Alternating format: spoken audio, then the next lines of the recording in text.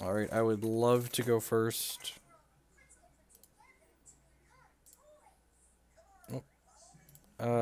Pretty easy mulligan here, just one resource.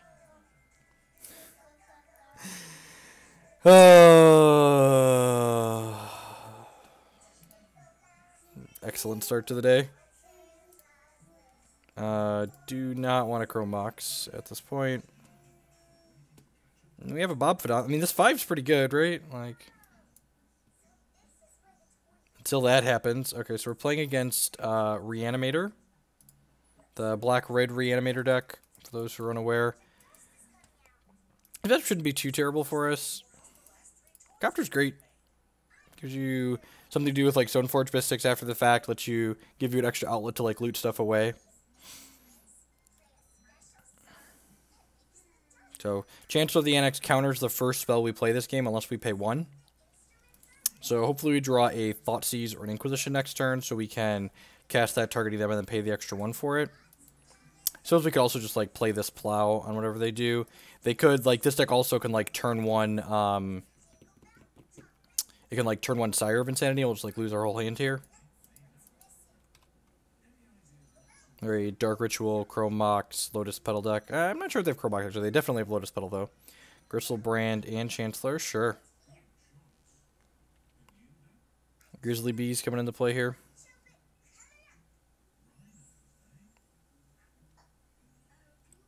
Yep.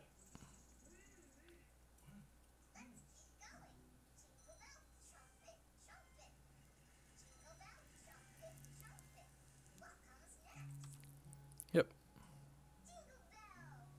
Google it, Monk. It's an old magic thing. It's just what they call Black-White Stoneblade.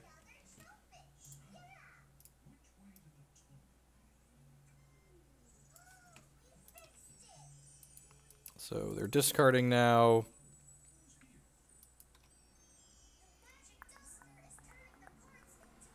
Opening a Chancellor, Sire of Insanity. Good stuff. So remember, our first spell we cast this game is still going to be counter unless we pay 1 because of this Chancellor they revealed here at the start. So we are going to go ahead and have to pay 1 extra for the Swords to Plowshares.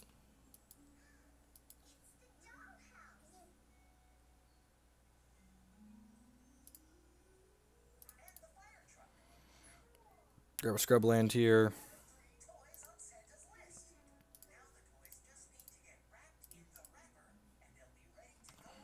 I would like to pay this mana here. Grizzly Be Gone. Opponent's back up to 11, which lets them reanimate another thing here. So if they have a reanimate spell, the Sire of Insanity is probably going to come into play. Which puts us at the top decks. We'll both discard our hands, but I actually don't mind that top deck rates too much because we can hit, like, land into Liliana or just, like, draw another Swords to Plowshares to kill the Sire. So, like, this matchup doesn't seem terrible.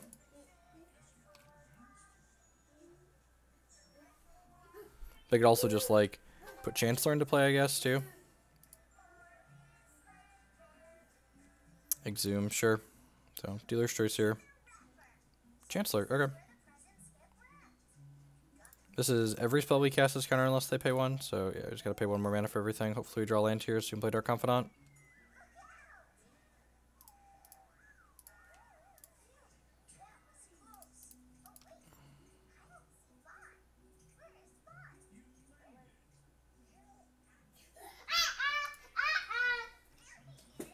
See what they have left in their hand here. Probably have a bunch of stuff like the 7 cards, right?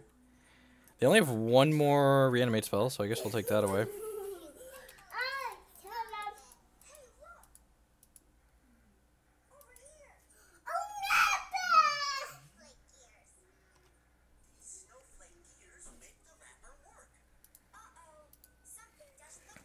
You're very loud. I'm going to turn your tablet down a touch, okay? Oh no. Oh no!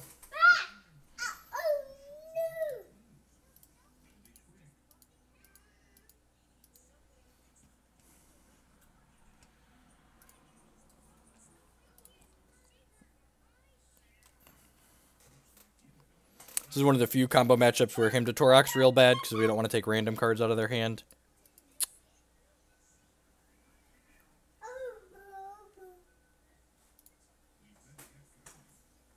They draw another Exhume.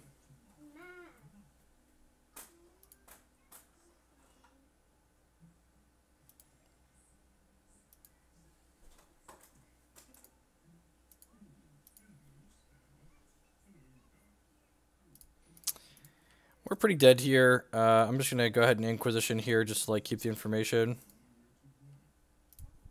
It's just the easiest way to play Magic on the computer, Thunderfrost. Grab the Collective Brutality because it technically shaves a turn off the clock here. They have triple Entomb in their hand.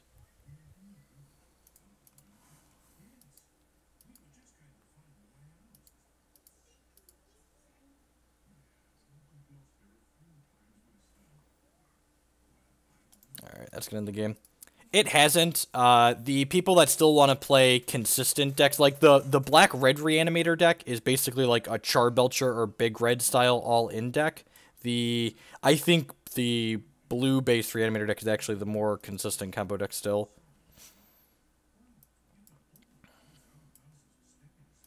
Okay, Jitty's pretty bad. Him to Torak is pretty bad.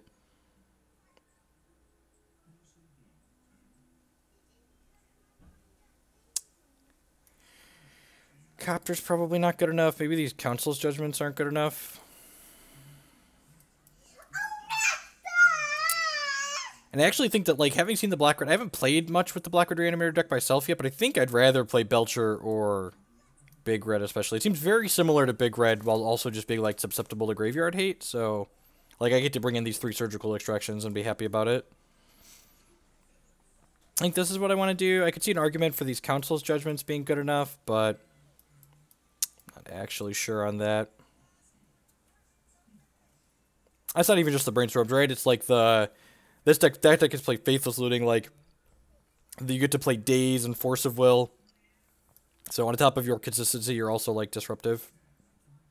I think this is the plan I want to go with here. Not this week. I'm pretty just about. I guess Aetherform Canonist could be okay. I streamed with Big Red last week. Maybe we'll do a donation if people want to pay for a Legacy League with Belcher, but I'm not spending $12 to play Belcher in a league. And even if we do, it's not going to be till next week because I am playing this Black-White list at the Open this weekend. Yeah, it seems great, right? We get to go Thoughtseize into Sculler into Liliana. Liliana's plus is a little kind of awkward in this matchup because, like, it lets them put their crappers in the yard, but her down tick is very, very good in this matchup.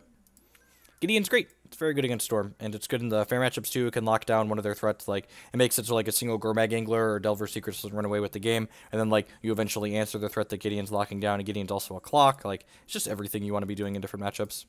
Like, it's pretty rare that like there's a card in your deck where you're like, this card's good against Storm and it's good against Delver. What are my teammates playing? We don't know yet.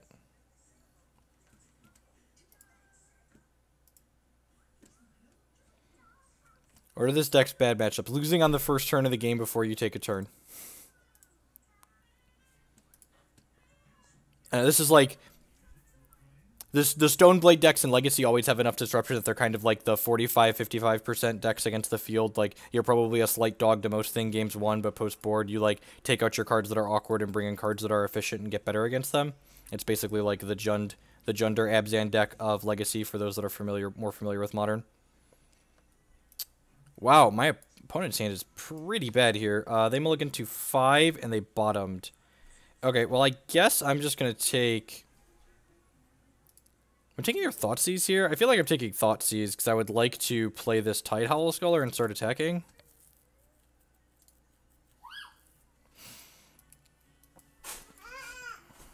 Yay, Max. I'm playing with Mapamonte and Kent Kidder this weekend. Chromox is a pretty good hit. I think I'd rather just start attacking with the Tide Hollow Scholar. Tide Hollow Scholar is kind of sweet because it's like hand disruption that can take their fetties away in this matchup.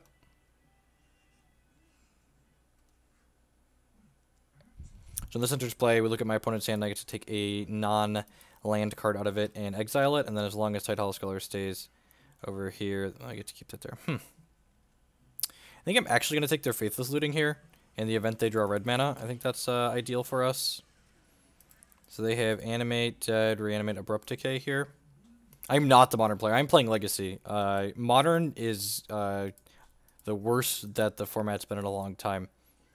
I doubt, even if there was a Taiga in their deck, this can't fetch it. So they can't, like, this and then Abrupt Decay my Tide Hollow Sculler, which feels good.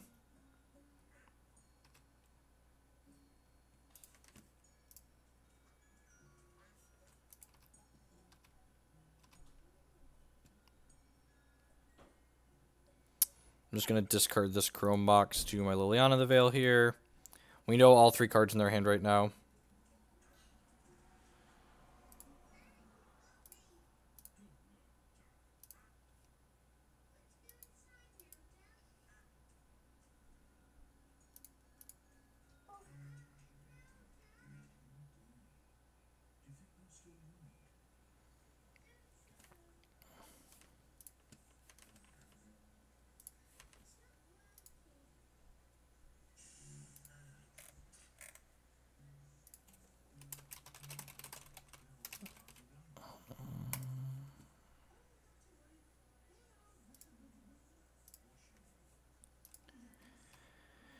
Animate Dead's gone. Makes sense. Do you still suggest the same changes to Modern as Generic last year? I do think making Modern less degenerate would make it more enjoyable. I think Modern has gotten steadily more degenerate since they banned Birthing Pod. Just slid straight downhill. We lost Dig Through Time. We lost, like, I really liked that format, and then, like, they banned Splinter Twin, and just, like, more obnoxious things have taken their place. Like, the Death Shadow deck is more obnoxious to play against than Splinter Twin, and I find it a lot less enjoyable. Like, I never played Twin myself, but I found the play patterns with and against it fairly reasonable. Also, fun fact, never played Birthing Pod. People often peg me as having played a lot of Pod because I play Kiki Chord, but actually never played Birthing Pod.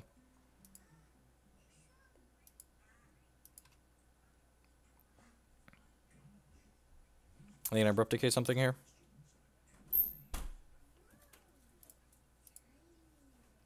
Killing the Liliana. Bold.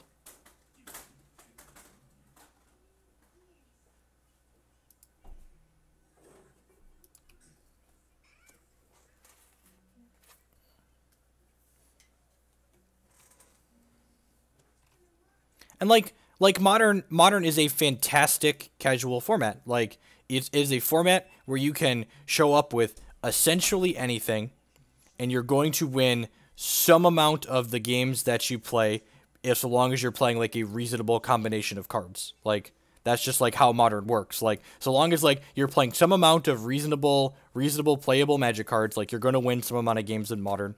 And like, for people that aren't interested in like gaining a lot of small edges and stuff like that, Modern's great. And like, if you enjoy playing Modern, you can and should play it. And like, because, you know, Magic's a game and you should play Magic to have fun. Man, these Wastelands are great. We have not had good hands in this first set. Double Surgical Extraction, Rest in Peace, Swords to Plowshares. Let's go! You could say I'm ready for this matchup.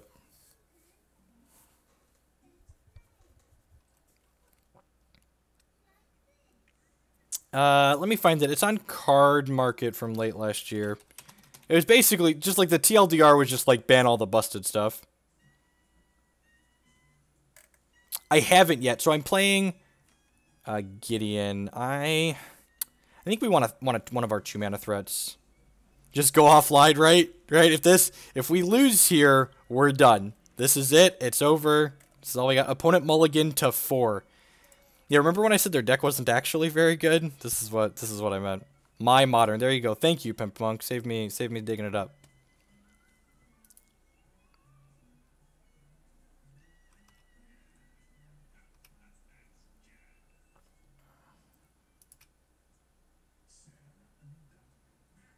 Okay, sweet. We drew a land here, so I'm going to crack this fetch for a scrub land so we can shuffle that Gideon back into our deck.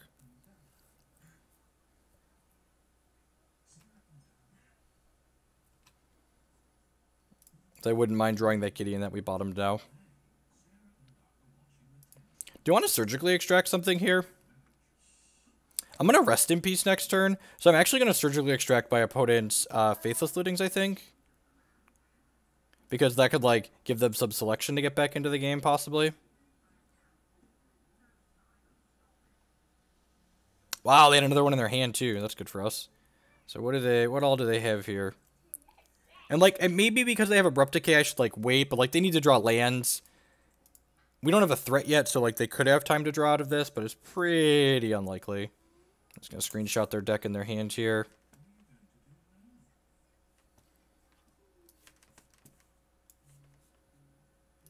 Take that one away, too. They don't have sneak attacks or anything, so they like, actually can't win the game with this Rest in Peace on the table, so... Stoneforge Mystic. Yeah, I'm just gonna go ahead and... Well... Yeah, I'm just gonna play the Rest in Peace. Let's just get this out of the way.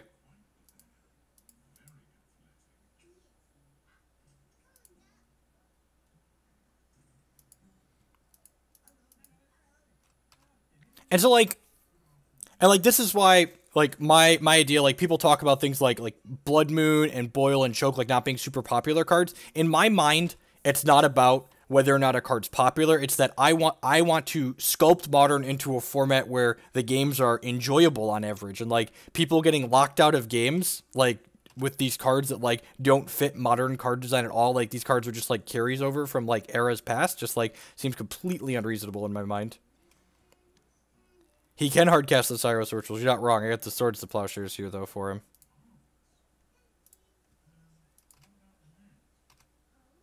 Yep, seems to be Legacy. Yeah, anytime. I always love, you know, if I didn't want to field questions, I wouldn't be here streaming. I'd just be, like, playing Magic silently in my basement by myself with my kids. It's me and the kiddos. Ooh, is that good? If so, why? Am I willing to take a turn off of the Stoneforge Mystic? I don't think I am, actually. Yeah, I am. Let's just jam her in here. I'm gonna bin this Surgical Extraction, I think. This might be a concession.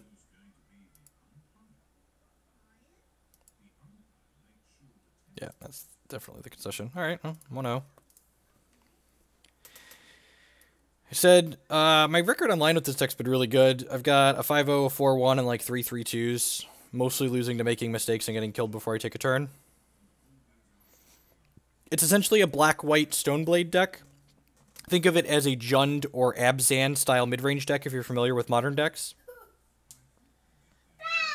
A lot of cards from 8th and 9th just don't fit Modern card design. Like, when they created Modern as a format, they, like, arbitrarily picked this line in the sand that was like, this is where the cards started to look different, so let's make the new format there, as opposed to, like, really putting some thought into, like, this is what we want the format to look like, and this is why. Some people enjoy playing lockout cards, just don't mind playing against them. I'm more than okay with losing to Blood Moon. So, like, here's my... Let me describe to you why I don't think Blood Moon's a good card. And I'm going to burn my clock here for a second. Blood Moon is the type of Magic card where whenever a match of Magic involves Blood Moon, someone almost always walks away from the match feeling cheated. Either the player that got Blood Mooned out of the game didn't get to play Magic, so they feel kind of miffed that they didn't actually get to play a game, or the person playing with Blood Moon either didn't draw their Blood Moon and get to lock their opponent out, so they're like, I'm really unlucky, I didn't draw my Blood Moon, and their mana base is greedy, or they're like, oh, I drew my Blood Moon and I played it, but my opponent was really lucky and drew one of their 3 basics. Like, it doesn't create interesting games of Magic in the least. I'm pretty sure I'm supposed to keep this hand and hope to see a land on top, just like mono feel bads today. Yeah, well, we're just gonna top that. Oh, wait, no. Oh, yeah, I am on the play. Yeah, I am on the play. All right. You'll always top if you have the fetch line to shuffle. Actually, maybe I should have just bottomed it and waited, because I could get stifled. There's not necessarily I want to fetch here. Yeah, I should have bottomed that. We were being cute. We're used to Modern, but...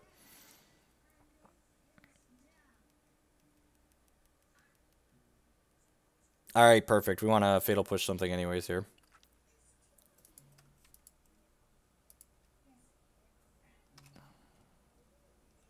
But I mean, Lantern involves Ensnaring Bridge too. I mean, 8th edition involves Ensnaring Bridge too, which is just like another card that like doesn't fit how we design cards today.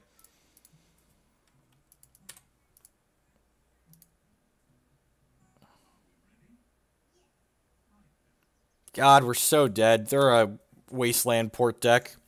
How many times have we mulliganed today so far? We've just, like, had Wastelands and One-Landers and just, like, every one of our opening hands. Have we kept a 7 yet? Do we keep 7 in the second game against the other deck? We might have. All right, come on. Let's hit here. Come on. Come on, let's hit here, and then the Dark Confidant can take the game away. God, that's frustrating.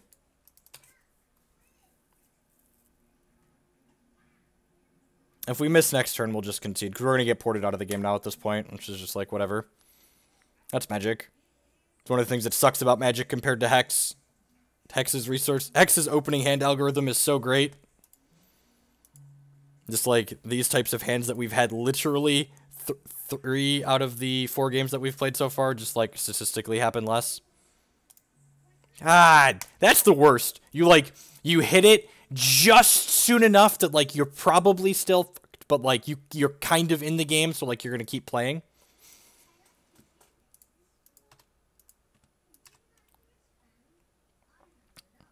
They're gonna play their 4th land and double port us.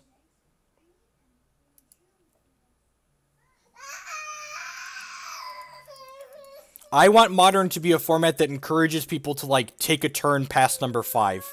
That's what I would like.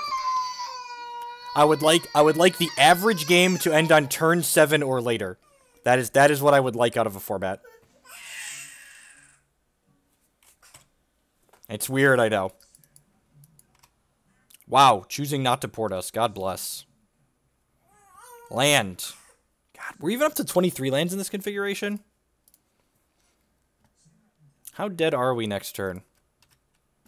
But Modern's not even a turn 4 format. Modern's like a turn 2.5, turn 3 format a lot of the time in this current format. Like, it's not great.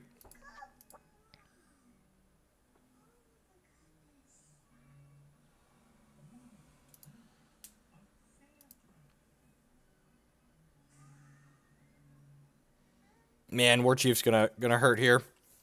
We're probably just dead to Tick Vile up play War Chief.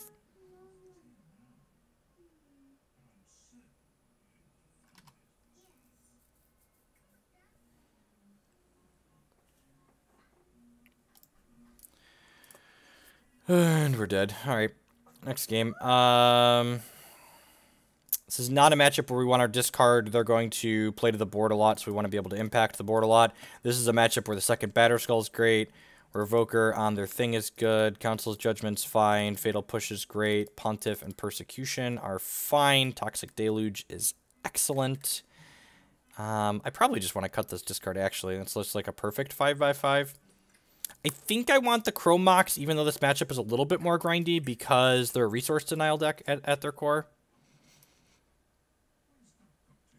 I think I like this. I could see an argument for keeping in some of the Thoughtseizes, but I think I'd rather just keep, like, Tide Hollow Sculler, since it's like a Thoughtseize that blocks.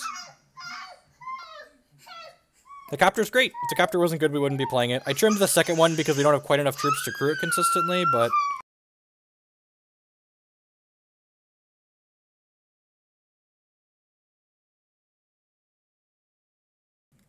Man, Toddlers, it's rough being 3. Yeah, right?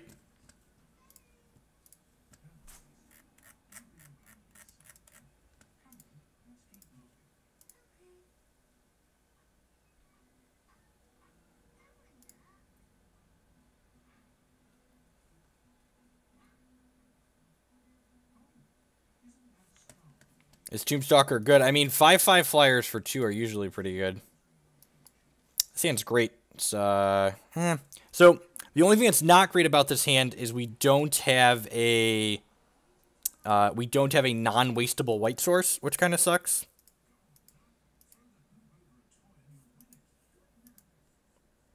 I mean, Legacy's similar to Modern in that it's a format where people, like, largely just, like, play the decks they own and the decks they enjoy playing. I want to fetch a scrub land with this because it's 10 out of 10 fetching a scrub land. It's a reasoning for no Deathrite Shaman. You want to just be casting discard. So, like, I feel like people don't think a lot when they build Magic decks. It's like, what? So, like, here's a question. I always like, the best way to learn something is to answer a question with a question. What problem does my deck currently have that adding Deathrite Shaman to it fixes? Like, that's the question you want to ask yourself. So, like, when I look at this core, like, Deadguy Ale was an archetype that existed. I actually started with a deck list that I top 8'd and opened with back in 2012 when I picked this deck back up. And, like, I looked at it and I was like, well, the matchups for Deathrite Shaman are good. This deck's generally already fine in. So, like, what problem is Deathrite Shaman fixing that this deck has? And I don't think it fixes any problems that this deck has, so I didn't add it in. So, like, what matchup is bad for this deck that requires main deck graveyard hate? Would then be the counterpoint to that. And, like, those are like the questions you want to ask yourself when you're, like, building and tuning decks, especially new decks in a format like this. Polluted Delta, good guy Bob. Umazawa's Jurgit, yes please.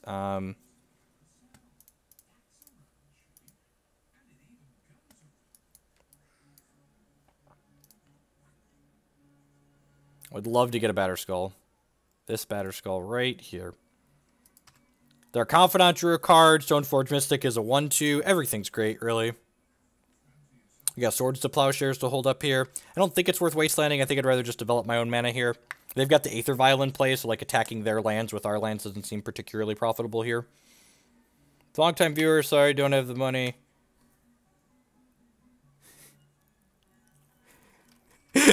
You're the worst, Matt. I didn't see the name. I was like, wait, no, you have a subscriber thing. Oh, it's Matt. Get out of here.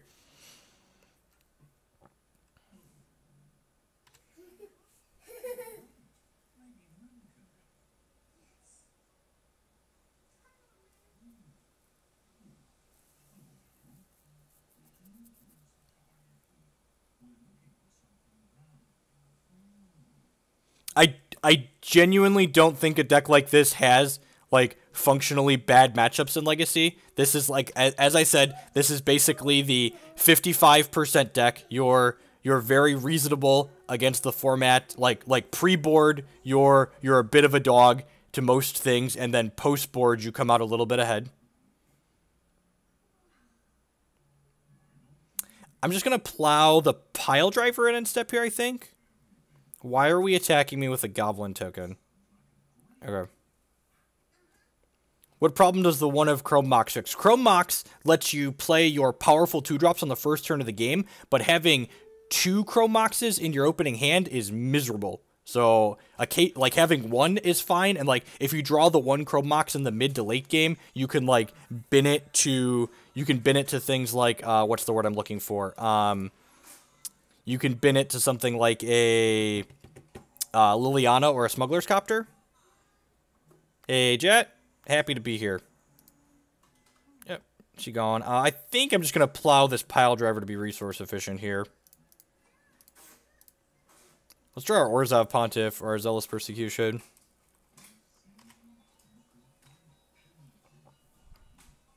Wasteland.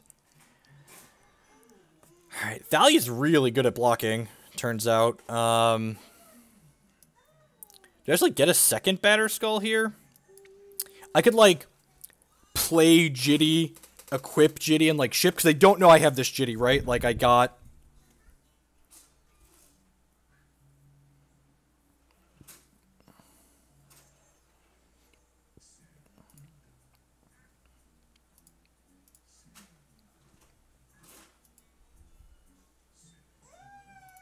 So, because I have this other Dark Confidant, like, my hand's kind of stacked here, I'm just going to play this Jitty, and I'm going to equip it to here, and I'm going to attack.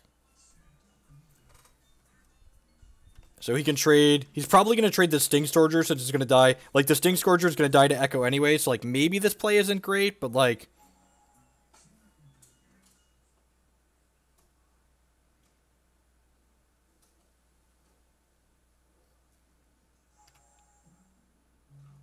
Jitty is a very dumb card, you're not wrong. So I'm going to go ahead and kill the Lackey now, I think. Just because, like, that's the type of card that can get us into trouble if it stays on the board for too long. And, like, next turn, we could just, like, hard cast this Batterskull that we have in hand.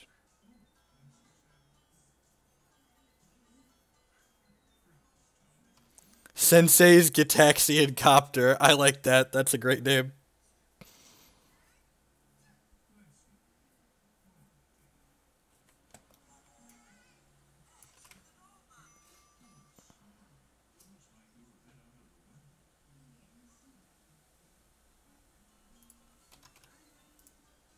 What you got, opponent? If they have, like, Pile Driver into War Chief here, I guess I can kill one of these.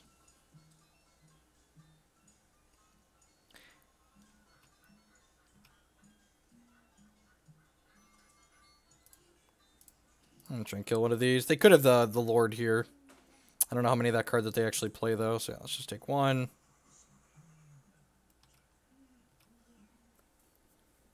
So now I've got some choices here. Ooh, Fatal Push is a good draw. So Fatal Push, I think, actually changes what I want to do here. I think because we drew the Fatal Push, I'm going to go ahead and play Stoneforge plus Dark Confidant here. Fetch the backup Batterskull.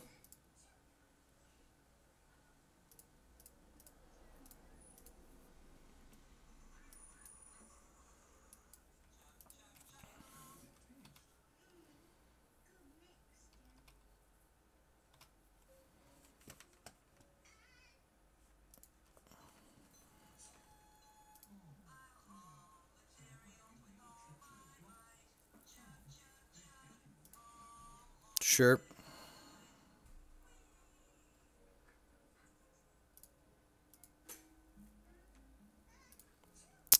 That's pretty good.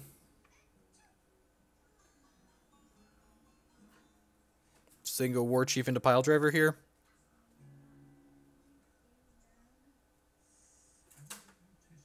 Oh no, War Chief costs 3. Angry Chewy, you should just Google it. The team, I guess the TLDR is the original team that developed this archetype called it was Team Deadguy. Oh, he drew Chieftain for the turn. Okay. I'm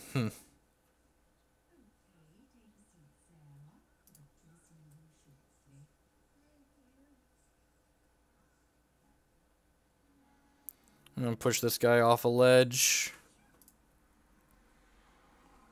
And then I think we're just gonna trade for the Chieftain here. It seems more than reasonable. Take 5.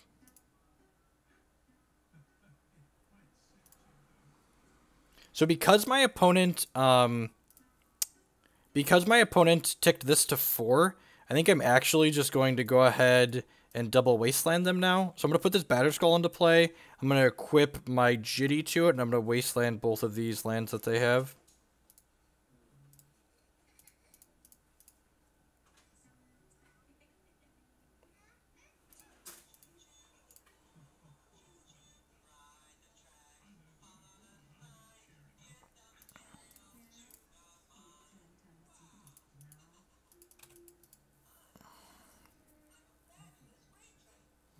So, like, even if they can kill my Batterskull here, which is pretty unlikely, we have a backup Batterskull in hand.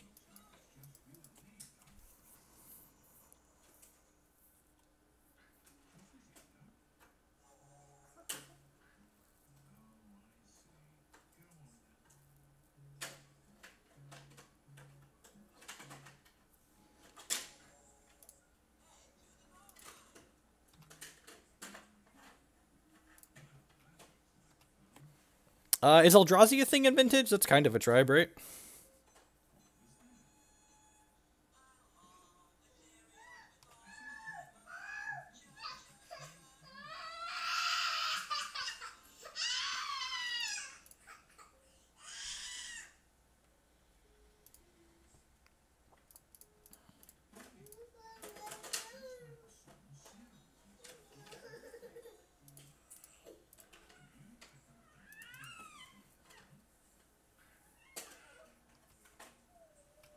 How well do you think this deck matches up against Temur Aetherworks? It's probably really good. You've got powerful disruption in the form of Hymn to Torok and Thoughtseize, and your Swords to Plowshares could deal with Ulwogs that get cast should they slip something through.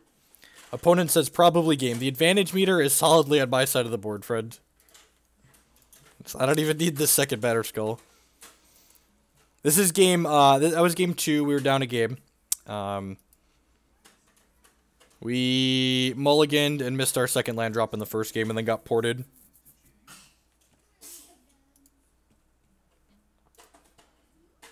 Also dies the Tenjity counters. Things that are factually correct.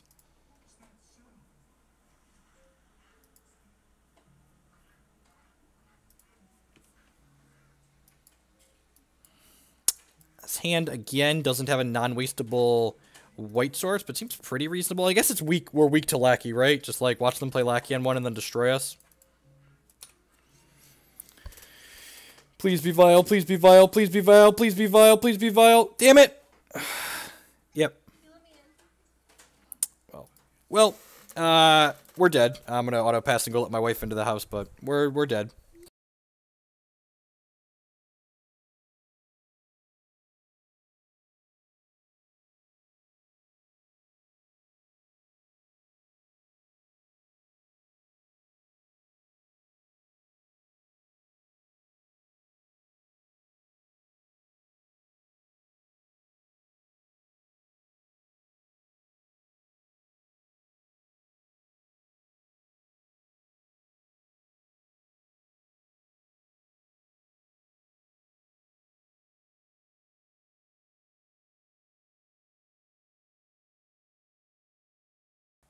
We've not hit Tombstalker off Bob yet on stream. Hopefully their entire hand dies to Pontiff, but that's probably pretty unlikely.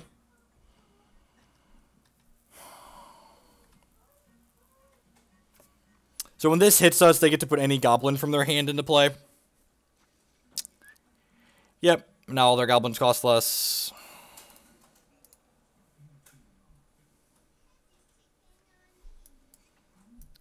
I mean, yeah, I think we're just supposed to, like, hope we're not getting tar fired here. By that, I mean we're going to get tar fired and die, but, like, you know, play to win, don't play around things you can't beat, etc.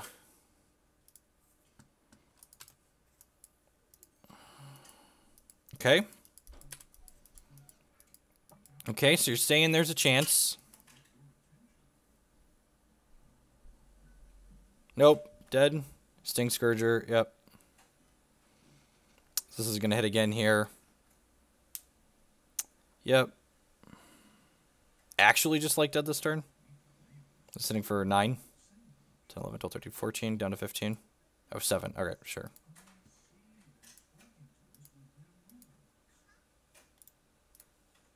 Alright.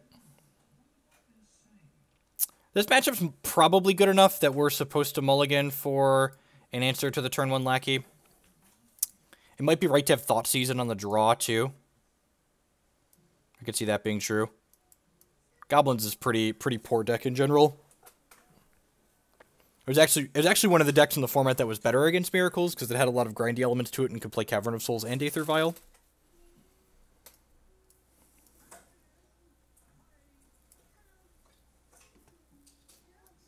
Oh, someone earlier asked about harder matchups for this deck. Elves can be kind of tough.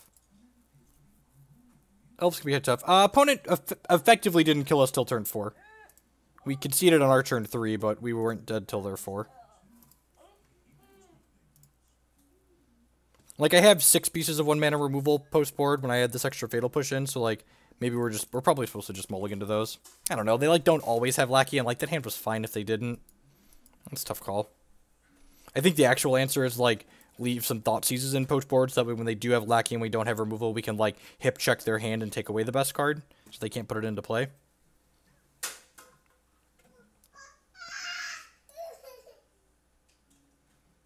Yeah, we brought in Deluge, Pontiff, and Zealous Persecution. They have enough extra ones that, like, I think these are fine too. Revoker shuts off Lion's Eye Diamond and Lotus Petal, and you can also fetch Revoker with Recruiter of the Guard.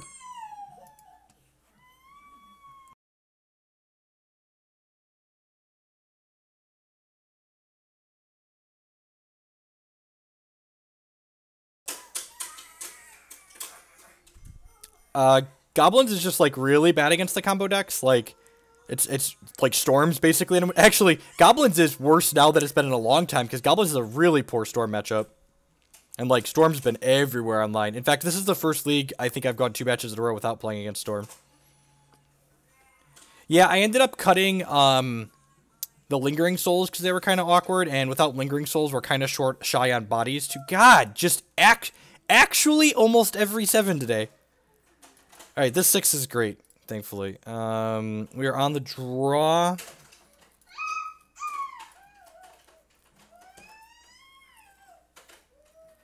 think I'm going to keep this in the dark. I probably want a third land. It gives us a non-wastable white source.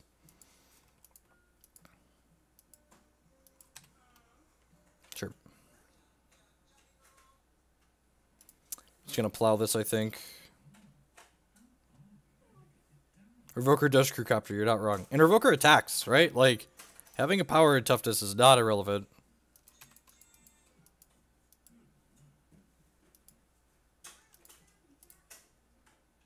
Alright, so we get 1 for 1. They're still behind on lands now.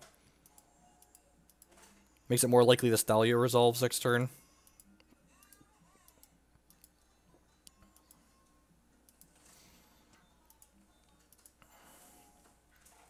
Happy I kept the third land against the Deathrite Shaman Daze deck, likely Grixis Delver.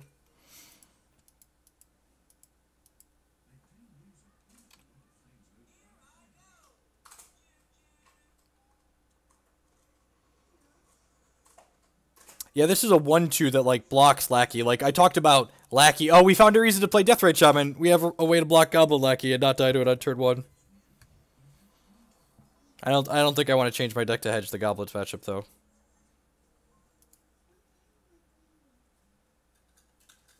I don't think Liliana the Last Hope is better than playing Liliana the Veil in this deck. And basically be the TLDR.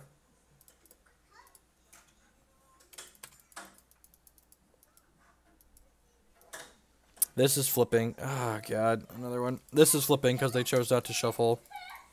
Double days on the play. Like, Delver is just going to run us out.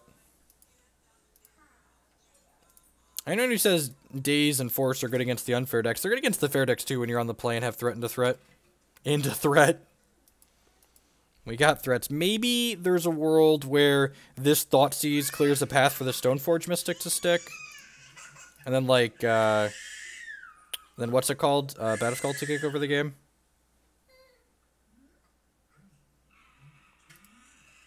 See, and just, like, Force and Bolt here, so... Yeah, actually, they're probably just going to force this and then we're going to die. I don't think I can afford to Tide Hollow Sculler this turn.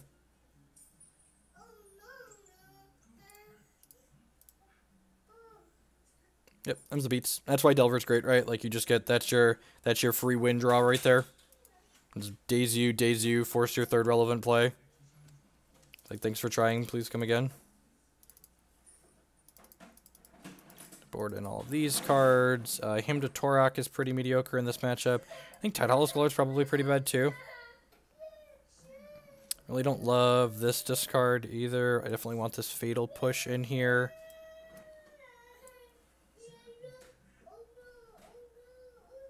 Sometimes they flip. I don't think Fire Covenant's super popular, and if they do, they don't have a ton of them. A lot of them play Forked Bolt online. At least that's what I've seen so far. I've played against Grixis Silver a bunch. It's one of the more popular decks in the league, and I don't think I've ever played against a Fire Covenant. I think I'd rather have a Thoughtseize than this extra Chrome Mox. You have 23 lands, so it's probably plenty. Probably want the Chrome Mox on the draw. It's just like an extra resource to help play around days a little bit. Hey, Marty. Yeah, I think Fork Bolt is more common. Fork Bolt's easier to cast against Death and Taxes, but I guess Death and Taxes also isn't super popular online. This hand seems fine. We don't have much disruption, but we've got, like, Threat and a Threat on the play. I'm going to hold on to this for now. We might, like, fetch early to play around Stifle could be good, but, like, I could draw Gideon, then I need to fetch a Scrubland with this.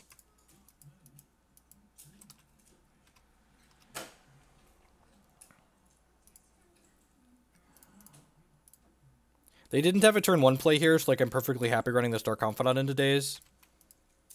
Because then, like, then they're behind a mana and don't have a turn 2 play. Probably Lightning Bolt. Yep. Yeah, sure, but, like, Fork Bolt is fine against elves as well when you have, like, an efficient clock.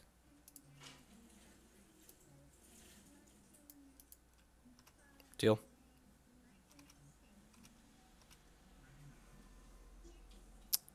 Stoneforge Mystic. I think I'm just going to Pontiff here.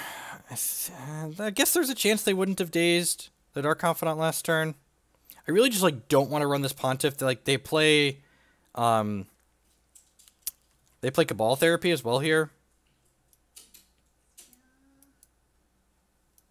God, just every time. Force is such a tilting Magic card. As someone who's played a lot of fair decks in Legacy, it's just like Force is very good against the fair decks as well.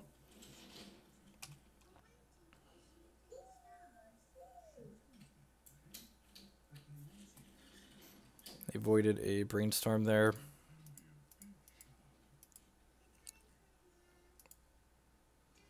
You go Stoneforge Bob. Stoneforge is going to fetch up Umezawa's Jurgit, I think. Yeah, the people that want Force in Modern, I'm like, I'm pretty sure it would destroy the fair decks.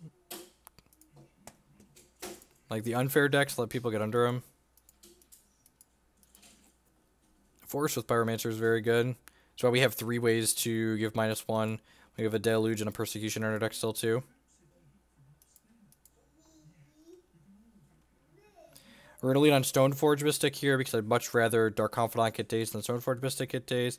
They chose not to shuffle on their Ponder, so we're probably dead here.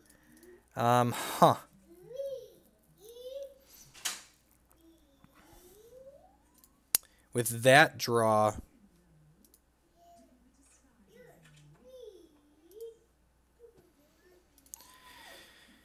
With that draw, do I want to... They would have been able to play Fish last turn if they had it, so yeah, I'm just going to play this Dark Confidant, I think. I don't think we should be in a rush to play the Rest in Peace.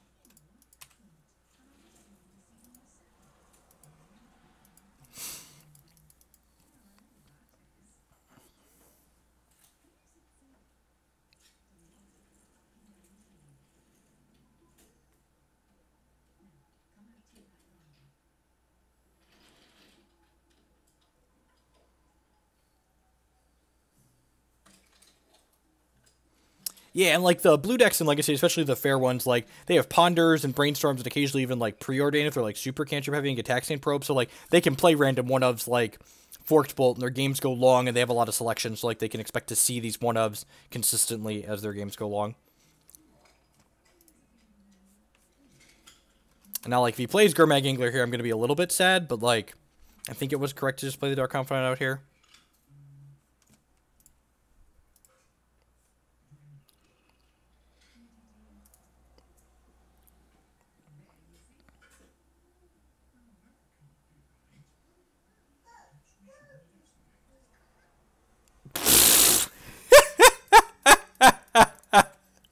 We just, like, spent all this time talking about how Fire Covenant's not a thing that really happens, and then immediately get Fire Covenanted? Alright. Yep, I deserve that, I guess. ZP, one time? I deserve that. Let's play some Mizawa's GT.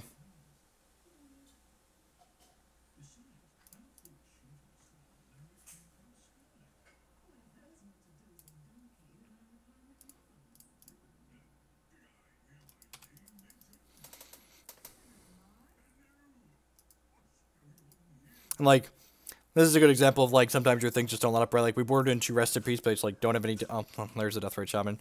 Maybe there's a chance they don't have Ancient Grudge, and this Batter Skull gets to get played next turn and take over the game. Like, no Grudge, no Dismember. Or we could draw Dark Confidant and die. I guess this equips GD, right?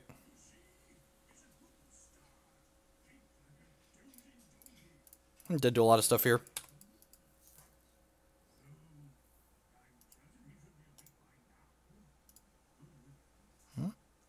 How was your draw step?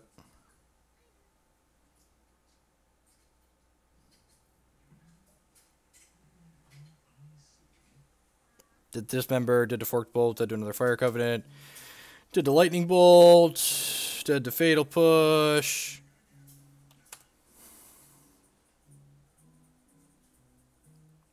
No, I have faith that we're gonna die this turn.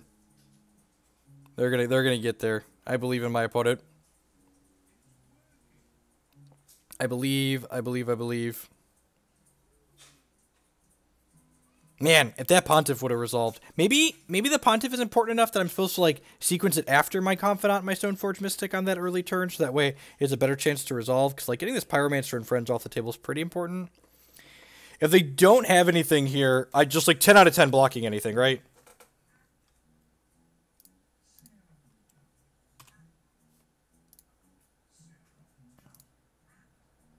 Alright, we at 1. And you're dead to bolt just on the removal, so, like... We're not doing anything with this Jitty yet, because if we hit a fetch land, we're going to need to... Oh, baby, no Daze, no Spell Pierce. So many things that kill us. Oh, God, Stifle, no Stifle.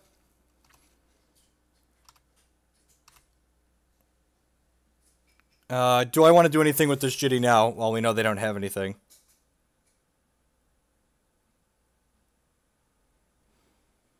So if they attack with everything next turn, I'm dead.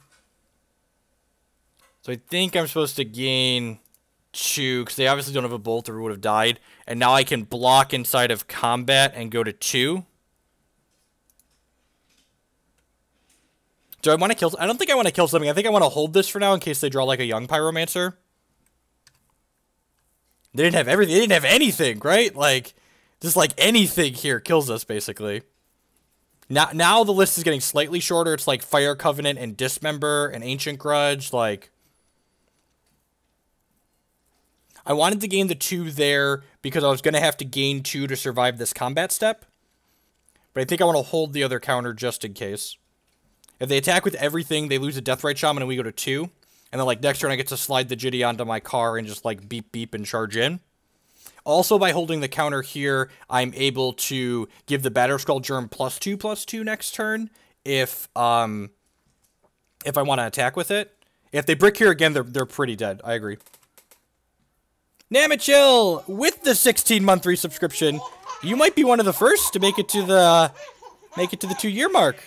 And I'm glad this Rest in Peace is actually doing some work. Thank you for the continued support for that long of a time. I do appreciate it. I'm going to equip this to here.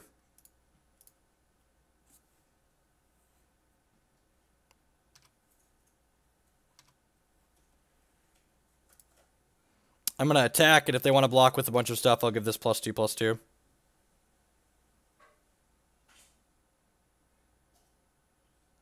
I feel like you're supposed to dogpile it there, but I don't know. Alright, so we should probably be in the clear now.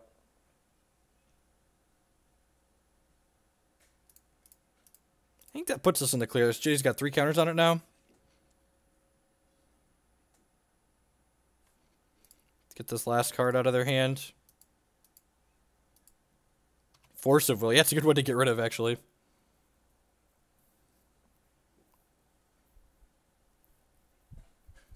Whew, well, I'm glad we got to take a game here. Remember, we still have a game 3 that we got to play, but it's looking like we might get out of this one. They could still find Ancient Grudge, right? Like, Grudge would be kind of bad for us at this point. We're not just dead to a Grudge. There's actually maybe merit to, like, holding the Liliana because they could hit Grudge.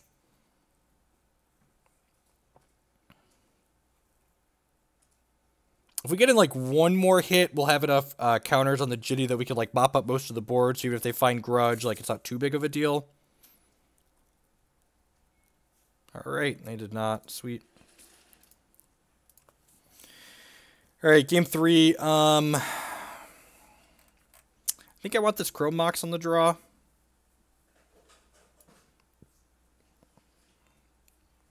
I'm gonna cut a Liliana of the Veil, just like bring my curve down a little bit.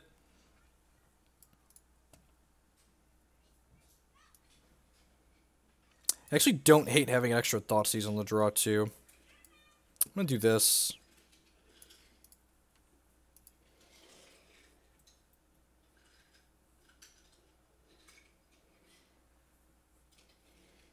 How many times have we flipped Tombstalker? 0 so far on stream. Yeah, that sounds fine. I would love if we had a second basic, but Plow, Push, just like two good troops here. Yep. You know it. I don't like him in this matchup. Like that last game's a great example of like why him is bad. Like the games come down to board states where like you need all of your cards you're drawing to impact the board. The only reason we're playing Thoughtseize is because they sometimes have very critical cards we need to take out of their hand, and it gives us information as well. It's part of the card entering the battlefield.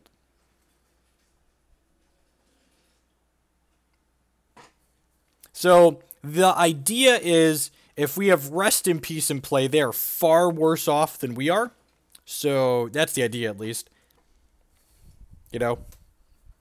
Plus, we do have 8 mana producing lands. We can cast Tombstalker with a Rest in Peace out.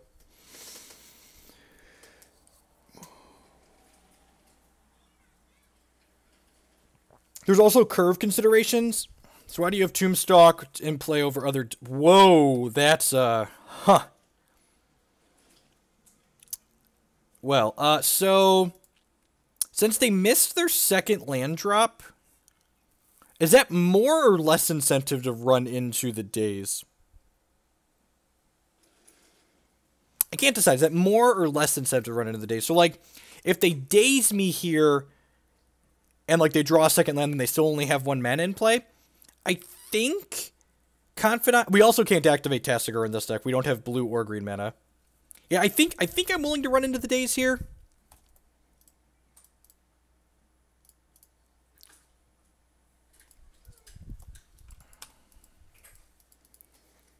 Just, like, guarantees they only have 1 mana next turn if they do it.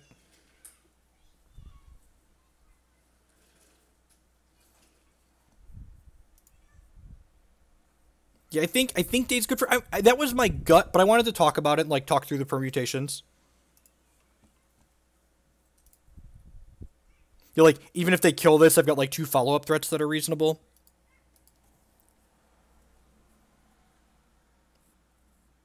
This has to be a Daze, right? If there's a Brainstorm, they would have played it on their turn. To, like, try and hit their second land drop.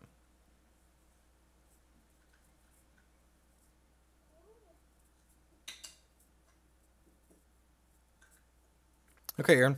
Yeah, I agree. I think the fact that, especially, like, if we didn't have follow-up threats, I think running in our first one is bad, but, like, I think the fact that we have follow-up threats makes this a fine line. Like, we're probably, like, the way these games play out, we're usually so mana tight that, like, we get Daze. Daze is going to get a card out of us at some point somewhere in the match, in the game, so, like, I might as well just, like, have it be now on my terms.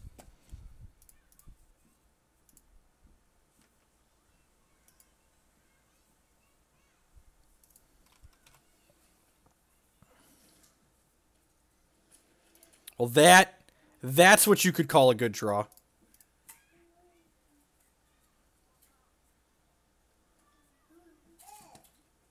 What? Why? Oh, they just drew the Brainstorm. They couldn't play a second land. This was a phenomenal draw. If they have a Force, they're casting it here. They don't have Force and they don't hit a land. We're going to run away with this game.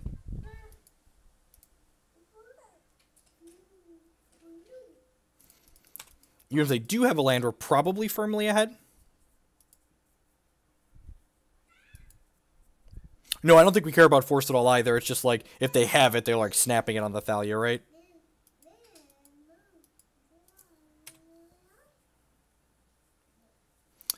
So I'm going to go ahead and attack with Thalia here first, just like get the most information. If they're going to kill this, they're going to kill it before they take damage, most likely.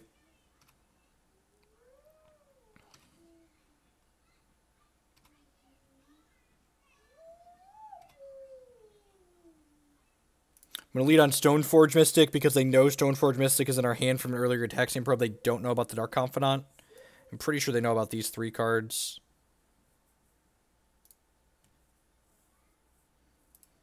Umezawa's Jurgit. I already have 2 Wastelandable lands, so I think I'm fine just getting a scrub here. The question now becomes, do I want to run the Dark Confidant in? Probably. Because if they do have another Daze, and they're like, going to Daze here and put themselves behind on mana again, then the Batterskull is likely to resolve after they kill the Stoneforge Mystic.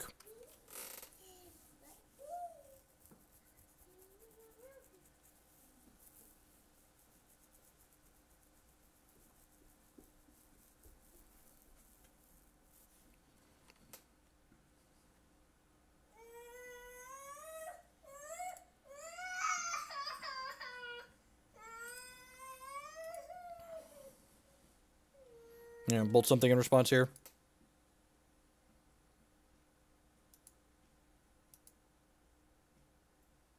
Yeah, we died to Goblin Bet. They had turn one Lackey in the first game, and the third game on the play, and I didn't have a push or a plow, and it just ran away with it.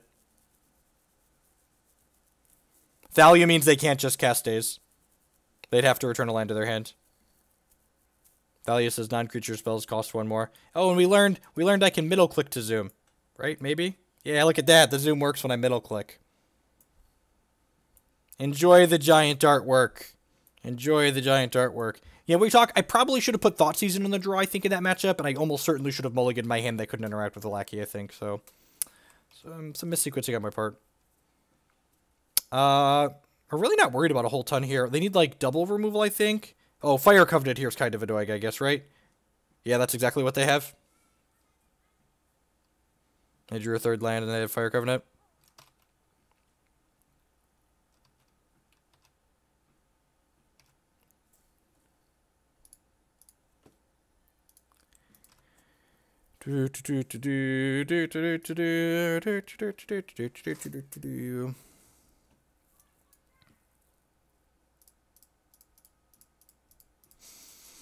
Don't daze me, bro. Don't daze me, bro. Don't daze me, bro. Don't daze me, bro. Don't daze me, bro. Yoo! Alright. Sometimes you just gotta, like, hold your breath and shove it in there.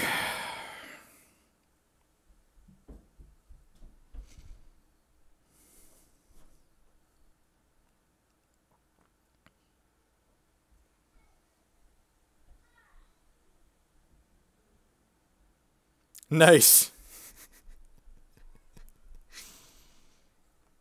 Okay, gotta kill this Batterskull Germ, and then gotta beat the rest of these cards.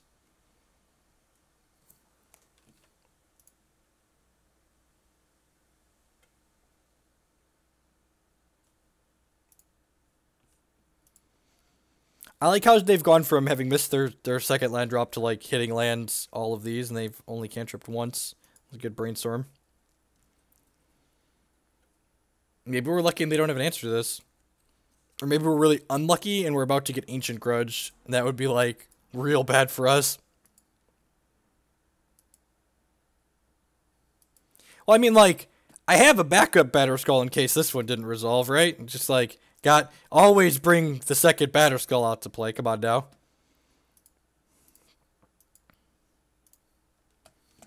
Thank you, everyone, for stopping by here this afternoon. My name is Jeff Hoagland, and if you're new here, I encourage you to show before pressing that follow button if you're enjoying what you see. I am a TCG player and content producer, and here on this channel, I stream Magic Online and Hex TCG. I stream several times a week, so sure to hit that follow button and get notified when I go live. If you're really enjoying what you see and you want to help me produce more of this content, there's a couple different ways you can do that.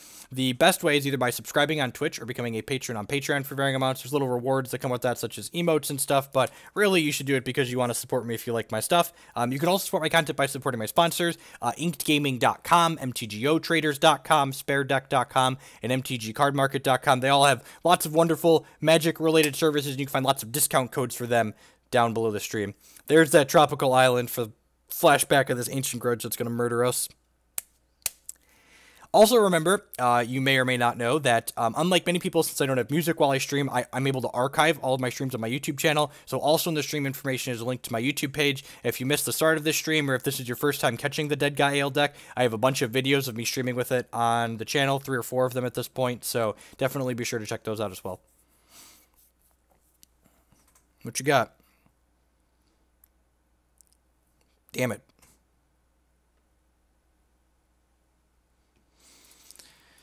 Alright, glass half full. We didn't cast the Jitty yet. So, we want one of our rest in pieces so we can get rid of this grudge before we play the Jitty. I'm streaming Magic on the regular. We've been doing it for 2 weeks now? 3 weeks? Council's Judgment's nice. It gives us a nice out to... The scariest card here is Young Pyromancer at this point. That's unfortunate. They know about Jitty and Plow.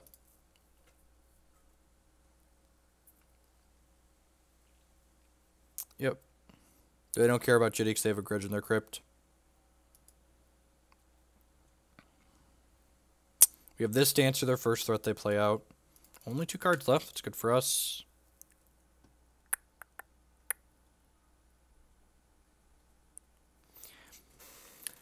Does this Delver deck ever play more than one Tropical Island? Anyone? Bueller? Anyone? Anyone? Bueller? Anyone? Anyone? Does Grixis Delver ever play more than one Tropical Island? Or if I wasteland them, can I play out this Council's Judgment? It's always one trop, right? And like they can still make mana with Deathrite Shaman, but I can Council's Judgment a Deathrite Shaman.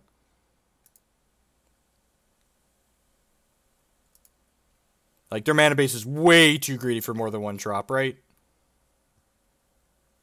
There's, like, all of these.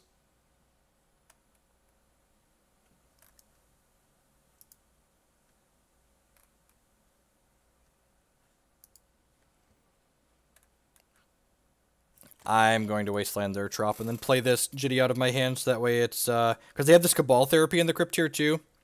So, like...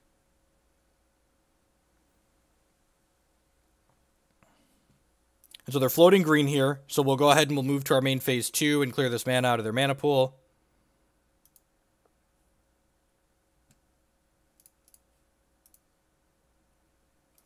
So this way, if they, because they drew any creature here, they'd be able to sacrifice it to the Cabal Therapy and take our Jitty away. They're still going to be able to sacrifice a creature, take our Council's Judgment away, but I don't think we really care about that.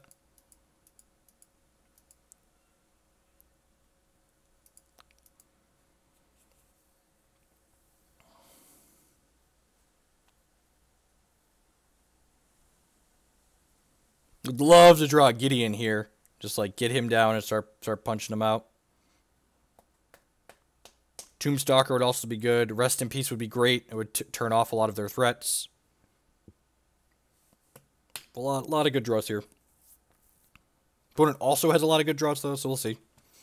Bit of a top deck race. This matchup feels very close. And that's where like the Delver deck, like we're playing what's basically a 55% deck, and so is our opponent. I'm going to hold on to this for now, just in case we draw the Liliana the Veil that's still in our deck, or the Smuggler's Copter, perhaps. We could loot it away.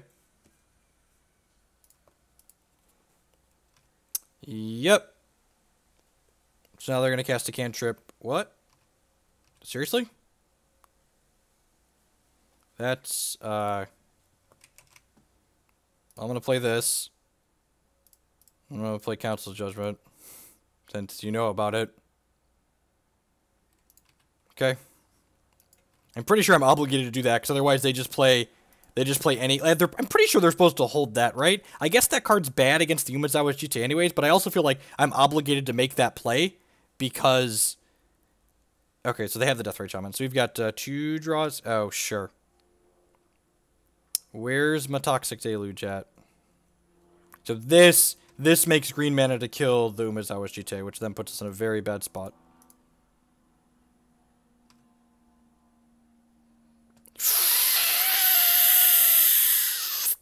Oh, please resolve. Please resolve. Please resolve. Please resolve. Oh, I think I need a cigarette after that. I don't even smoke. I'm pretty sure. Smoke if you got 'em, ladies and gentlemen. Oh, jeez. Oh, jeez. Is this good? If so, why? I should probably just have 2 Deluge in my board, huh? Just like cut the Zealous Persecution.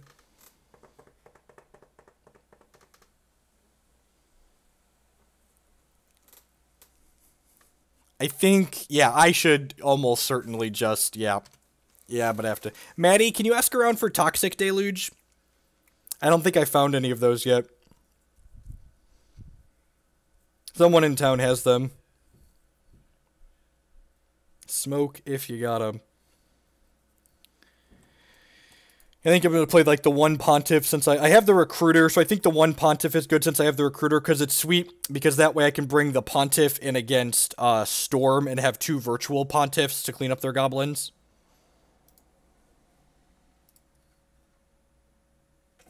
Alright, 2 and 1.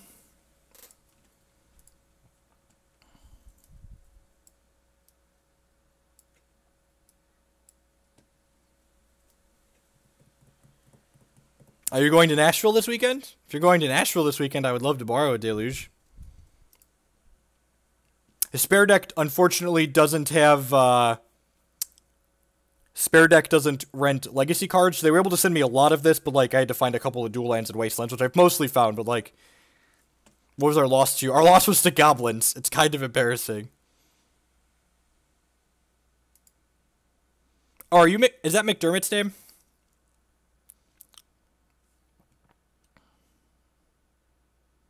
In that case, I think I actually need 2. I think I need 2. Man, it's so weird. God, just like I should be counting, right? I'm gonna have to go back and look through this video and find out.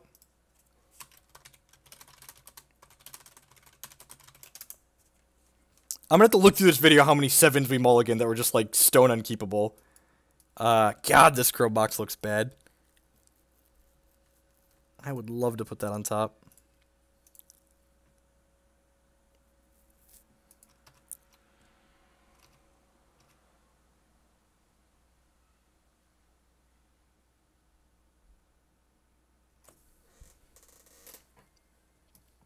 So, like, do I Bob Fadon on one here? I feel like I want a Bob Fadon on one now, since we have the Bob Fadon.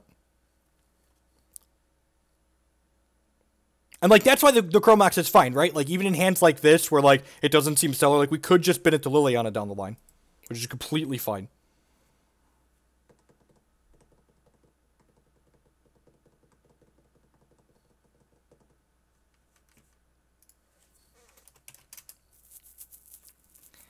So we're definitely playing Swamp.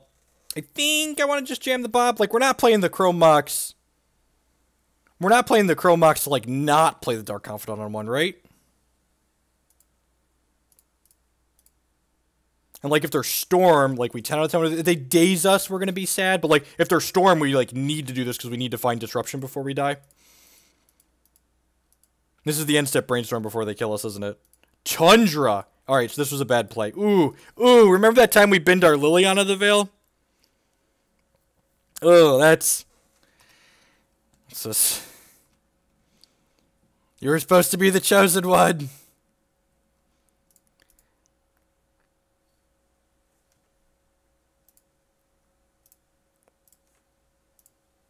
Alright, I'm just gonna play La Stoneforge Mystic out.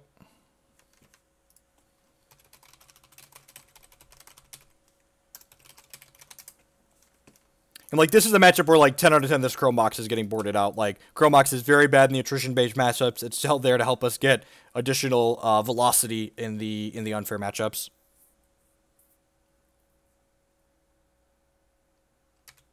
God, remember that time we voided our Liliana to this? Pepperidge Farm remembers.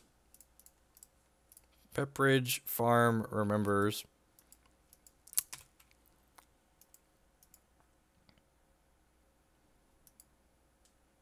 What do I think of Allurn or Shardless? I think Allurn is better. It's my preferred deck between those two.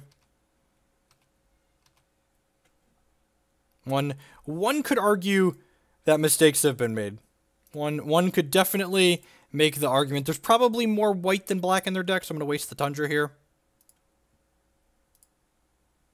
I was just going to cycle this Horizon Canopy until they played this Wasteland of their own.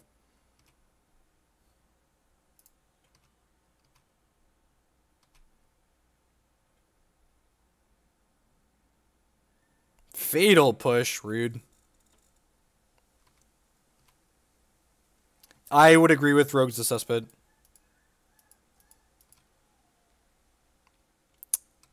So, in a world where we didn't Chrome Box, we'd be much better off. Now that I have that, am I sacking this Horizon Canopy? Yeah, I think so. Sure.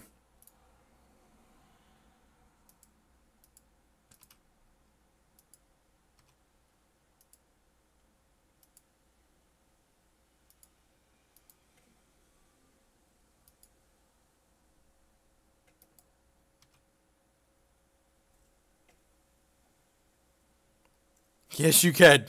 Visions are very expensive thanks to Modern. Got another push here? Snap Plow? No, it'd be better to snap push, right? I've seen push in a bunch of the storm sideboards too.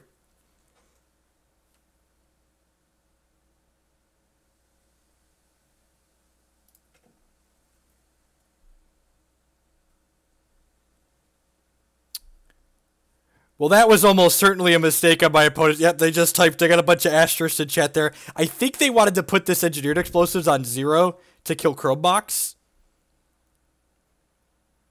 I'm pretty sure that was the intention there. That's not what they did, but I'm pretty sure that was the intention.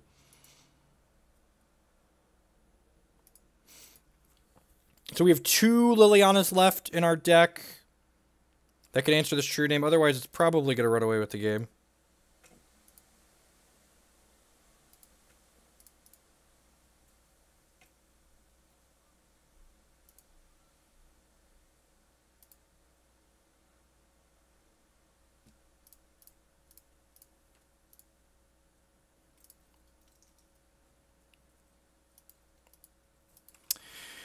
Well, that was a good way for them to multiple true names. Gross. At least we have a lot of true name answers post board. Like we've got 3 Lilianas, and then 2 Judgment, and then Pontiff. So, hey, what's going on, Cam? We are in fact live and in color. Casting this takes a turn off of our clock, so let's not do that. We could rip a Liliana here.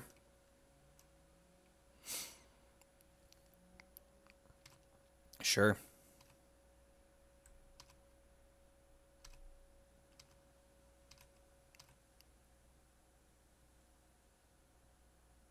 This game is so different if we have a Lily.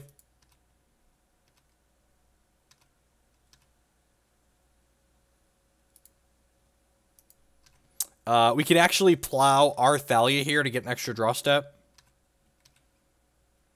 Henry, sorry, we've gotten the Deathrite Shaman question a lot. Maybe I'll make a check embed for it. Deathrite Shaman doesn't fix any of the problems that this deck has.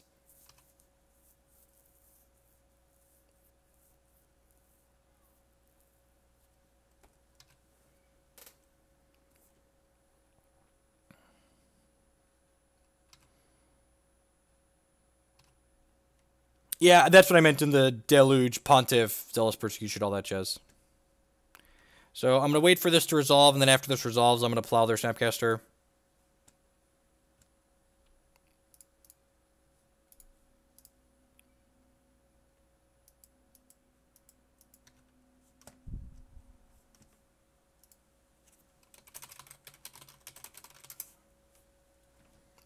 They have 2 cards left here, so pretty good chance we're just dead, even if we rip the Liliana. That technically gives us another draw step because we can plow our own Thalia.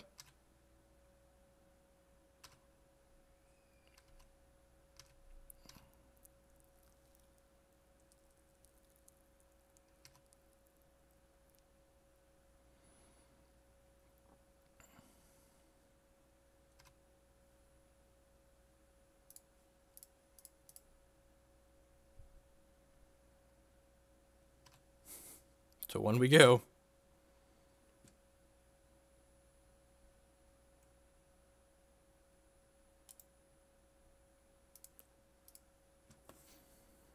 Oh, you know what? I could have thought seized them and looked at the last card in their hand because we don't lose the life until after we look at their hand and take the card. So could have taken a touch more information with me on the way out there. At any rate, these are great. Phyrexian Invoker's fine against the deck that they're playing because what's the word I'm looking for? They have Jace in it almost certainly. What do I not want? Hymn to Torok seems fine. I actually think I'd rather have him than the targeted discard, maybe. The Fatal Push seems a little bit loose. I think a lot of their threats, they've like just got Stoneforge Mystic that we need to kill. I think Thalia, it's like my opponent's deck has a lot of mana. I don't actually think Thalia's that great against them. She's more here for unfair matchups. I don't think she's good enough that she's worth risking drawing 2 copies of her. Maybe like 1 Surgical Extraction or like 1 Fatal Push as a 5th piece of removal. I guess Fatal Push is like okay because it lets me like push off a Snapcaster Mage and then Liliana Edict one of their things. I wouldn't hate a Thoughtseize as just like a 6th piece of discard. We have the 3 hymns and the 2 Tide Hollow Skullers in here still. Maybe the 1 Thoughtseize is fine. Clear the way a little bit.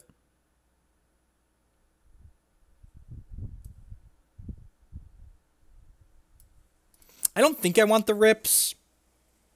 Like, I feel like just turning off Snapcaster Mage is a high enough impact. If we see Deathrite Shaman, I'll consider bringing in Rest in Peace, but we didn't see Deathrite Shaman or a Green Source, so, like, I think they're just Esper.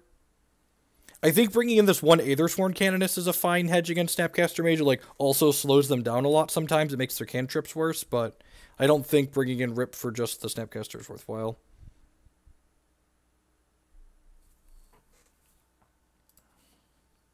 Like I said, if we see Deathrite Shaman, I'll bring in the Rest in Peace because that turns that card off too. But just Snapcaster, I'm just going to bring in the Aethersworn Canonist because it has a power and toughness box. Man, one of these days we're going to start a game and we're going to look at our opening 7 and we're going to go, yeah, this is great. Let's keep it. God, just what a beating.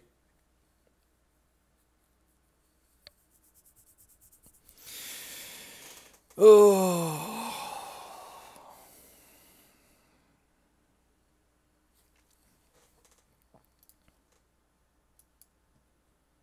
Sure. I'm going to bottom that.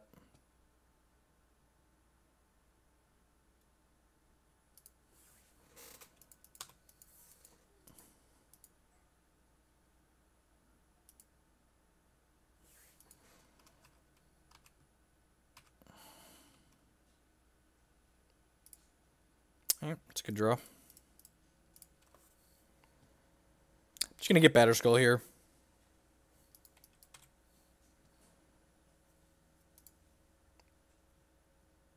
Thank you. Come again. Like, on a scale of 1 to dead, the Stoneforge Mystic is almost certainly dead, but I think that's fine.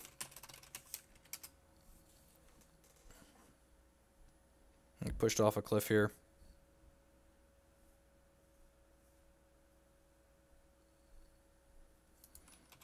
Black Source. Plains. Our mana base is so good.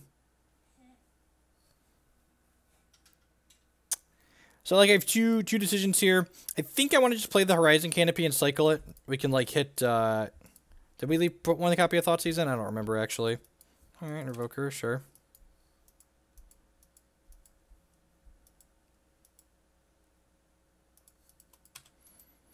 Kind of want to just, like, draw to the second Black Source, this Liliana.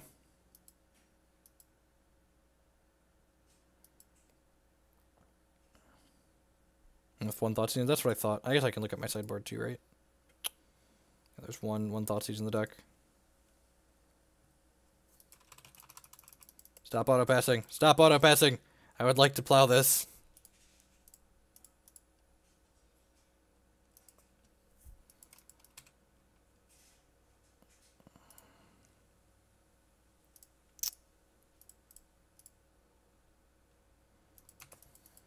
Like, on a scale of 1 to dead, this is almost certainly towards the dead side of the scale, but I think we still just play it out here, because, like, this means they need to kill this turn instead of playing Jace out.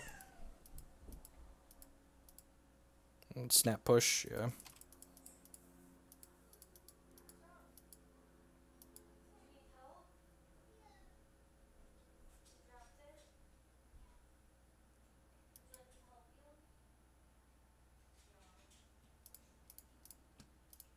Take a peekaboo at what's going on over here.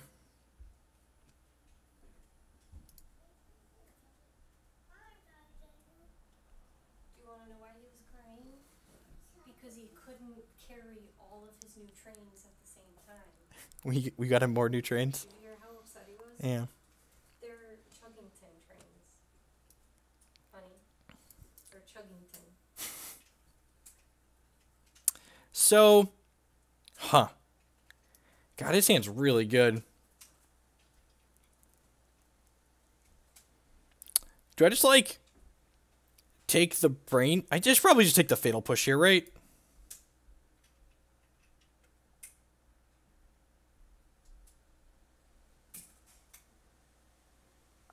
If I take the Brainstorm that encourages him to push the Tide Hollow Sculler, which I kind of like.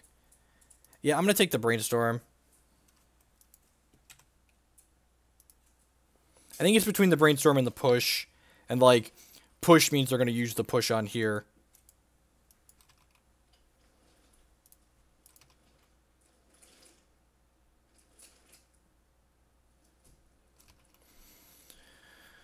Oh, that was a good draw.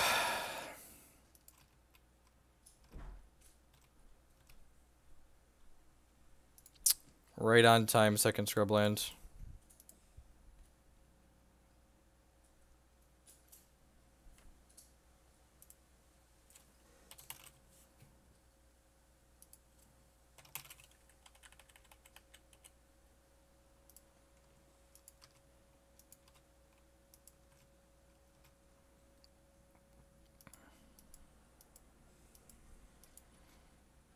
So we know he has a ZP here. Probably black-white. Historically speaking, a lot of my favorite decks across all Magic formats have been black-white. Brick? Brick? Jitty. That's not really a brick. Kinda, I guess. Alright, come on, Black Source. Come on, Black Source! Ding!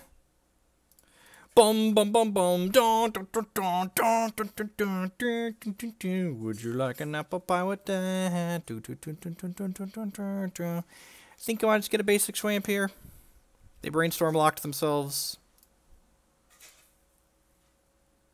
Look, we were due, okay? Like, we were due. Sack that. Attack for 2. And they're going to get to Zealous Persecution and kill this, but, like, unless they have another cantrip here. Yeah, they don't. Sweet. Land. Gideon. Huh. Start by attacking with this. Do we know their entire hand right now? They've got 6 cards. They have 2 cards we don't know.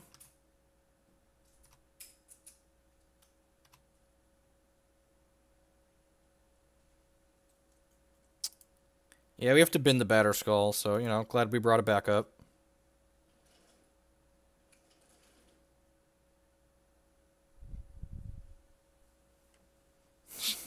Batter Skull's up, ladies and gentlemen. Batter Skull's up. I want to plus this just on whatever, because this way it doesn't die to a single Vendilion click attack, which is nice. And this Jitty deals no damage next turn. Bad Jitty. Bad. They're going to ZP at end step here, probably. Oh, geez. Did they draw Snapcaster? Seriously? Alright. I guess they did brick for a turn, right? So, like, you know, whatever. So they've got Click, Jace. That's a shame. This Liliana was really our way back into this game. The Gideon's, like, okay, but, like, now it's just going to be, like, obligated to sit here and plus on the Snapcaster Mage. Yep. So this is going to kill Liliana. The Jitty having counters on it locks a lot of our better draws out of the game. And, of course, by that, I mean, let's do this, and then... Am I just taking the Jitty away? I feel like I'm supposed to take the Jitty away. Because, like, this makes a lot of our future draws better.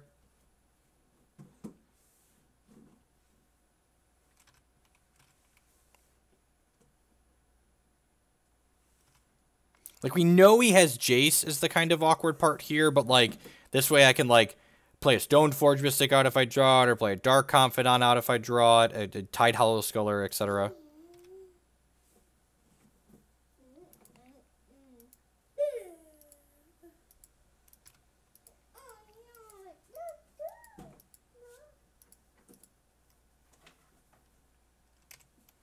I mean, like, I don't think we're winning this game either way if they hit the blue source here.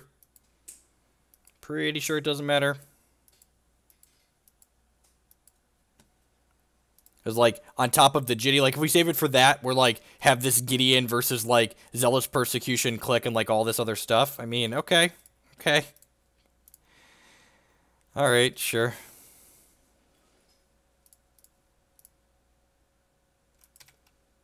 I guess I could have shipped into Jace there, huh? Maybe that was better.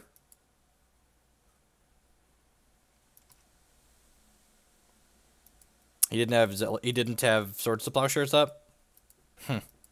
Like, now shipping into Jace is kind of risky. Now shipping into Jace is impossible.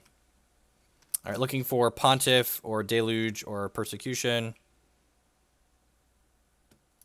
Bob Fadant. Sure, it's going to die to Zealous Persecution, but something's going to die to Zealous Persecution.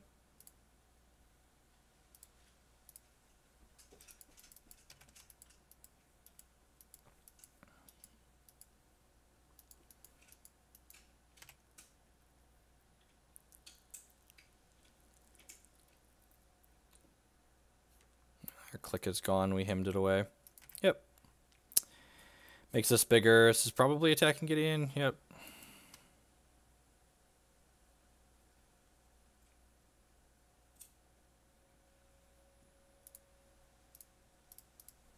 It's an interesting draw.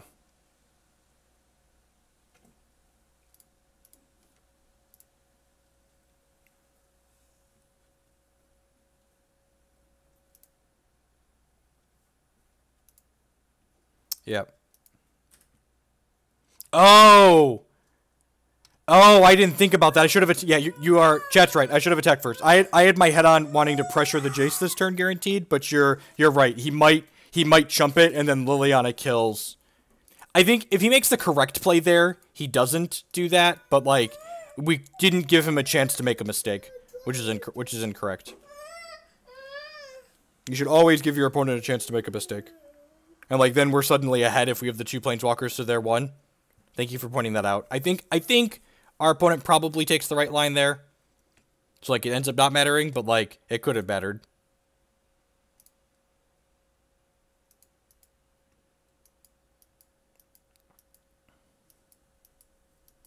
Like, if the opponent plays well, what happened is the same thing that ends up happening.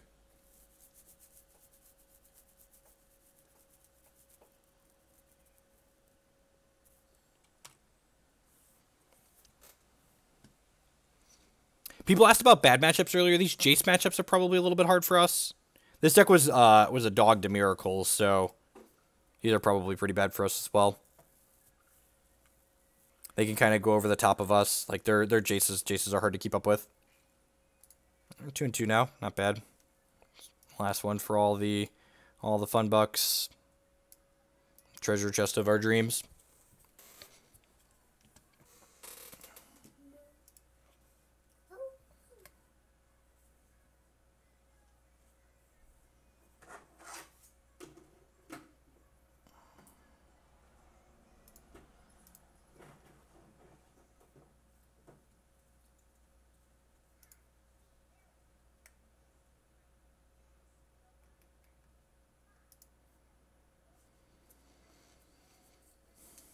I think about the Miracles. I think the Miracles ban was great. I think anyone that didn't say Miracles was the best deck in Legacy by a lot was kidding to themselves. Maybe I want some other kind of card in the board. Is there some other kind of, like, Ace Hoser I could be... You want to come sit with me, Jake? There's some kind of, like, Ace Hoser I could be playing in the board for that matchup. Like the Jace matchup. It's just, like, bigger Gideon, right? It would have to be something like... It would have to be something like a 4-mana Gideon, probably. Stop it. Top was miserable to play with and against. I am so happy I will never have to sit there and watch my opponent top, crack fetch top, draw with 1 top, crack fetch, spin my other top. Like, it's ridiculous and obnoxious, and it's, like, great for everything that it's gone.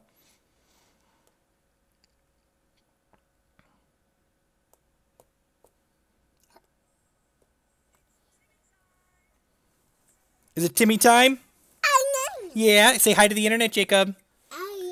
This is my oldest. This is Jacob. He's 3. Yeah? You think so?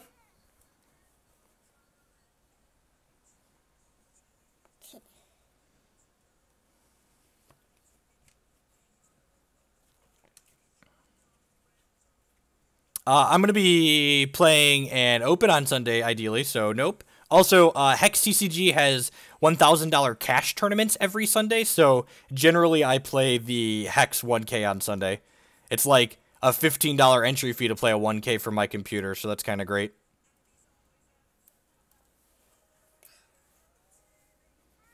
I don't think the Turbo Death matchup is bad for this deck. We've got access to 4 Swords to Plowshares, Karakas, 4 Wastelands, and then post-board we've got Surgicals and Council's Judgments and lots of other stuff, so I don't think I want extra. I haven't actually played... Liliana's pretty good in the Lance matchup as well, so she's fine.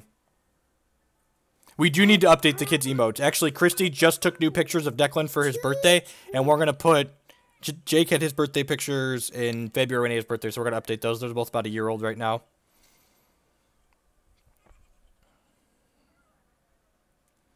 Something that's been on the to-do list. And Declan just turned 2 yesterday, so we just took his birthday pictures. Kirsty wanted to wait till that.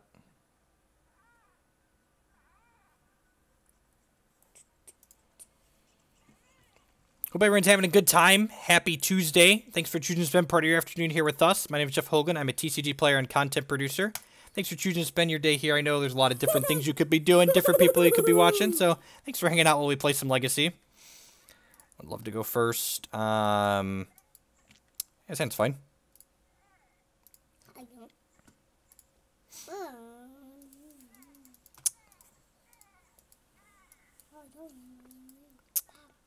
Got some cards that are good in the fair matchup. Got some cards that are good in the unfair matchup. So, yep, just 10 out of 10. Gonna go ahead and plow this. We'll off of basic planes. Deathrite Shaman likely means a fair deck.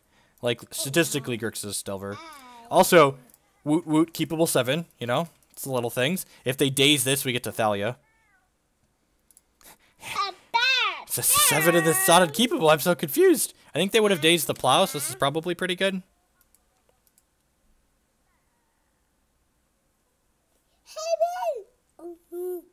Ooh, force the Thalia. Sweet. They're going down to 4 cards in hand now. Next turn, we get to Thoughtseize plus Stoneforge Mystic. It's pretty good. Thoughtseize plus Dark Confidant. Sorry. What would I play in Modern right now? I would play Legacy, or I don't know. The Abzan Vizier deck we streamed a little bit. Oh, that should have played the Scrubland first, because this could get Spell Pierced now. Spell Pierce isn't particularly good against us, so I should play around it when I can. So yeah, I should have played the Scrubland here to play this through Spell Pierce. I'm not in love with anything in Modern right now. Not been too enamored with the format. The format has become increasingly linear.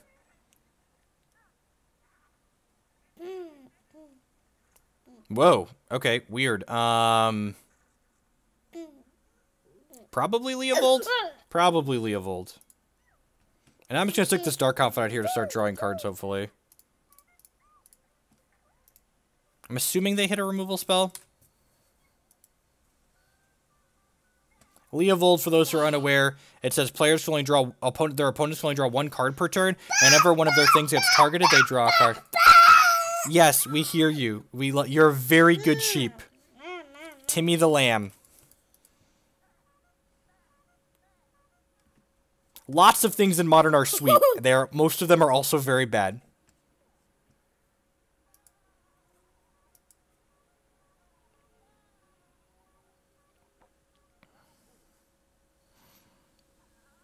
Is Timmy funny? He's a funny lamb. That was rude. That was on the list of better cards they could have had there. Culligan's Command was certainly towards the top.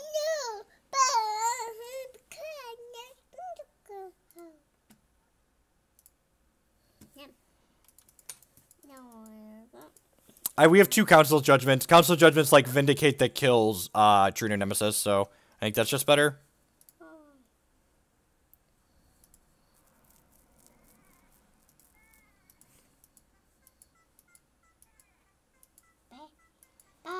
I'm sure most of the salt from this weekend is going to be in Standard, right?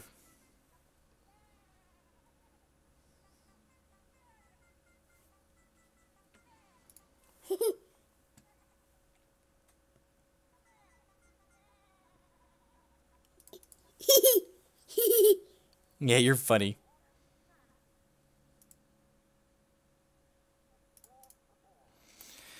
So we know they have Snapcaster Mage in hand, which means they could snap. They could snap K-Command. It's unfortunate that we drew this Jitty. God, that's bad for us. Holy crap, I'm bad. Well then. So if they have an untapped land here, we can't play the Batterskull, which they do. That's unfortunate. Joke's on you, nerd. God, him is great.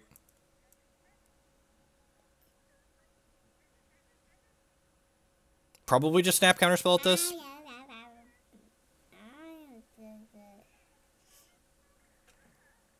These are slightly less likely to snap Call Against Command.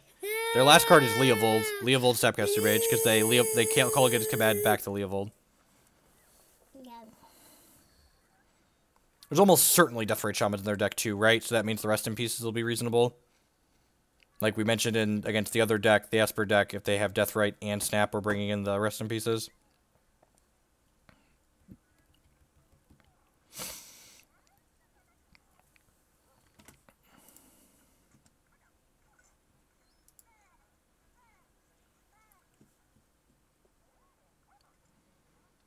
You're snapping Counterspell, dude.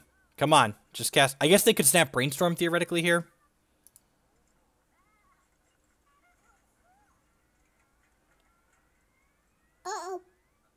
Oh, I did plow a Shaman. You're right. Yeah, you're right. I think Snare is an underrated card in Legacy. Yeah, probably. Snare seems great.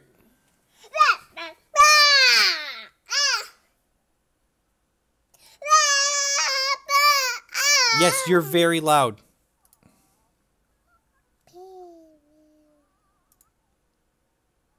That's fair.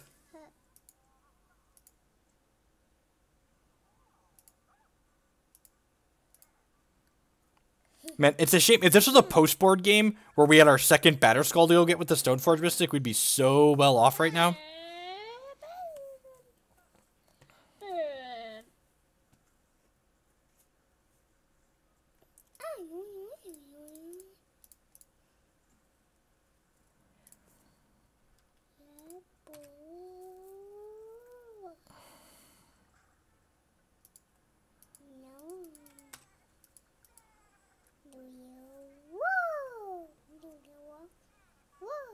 Sure.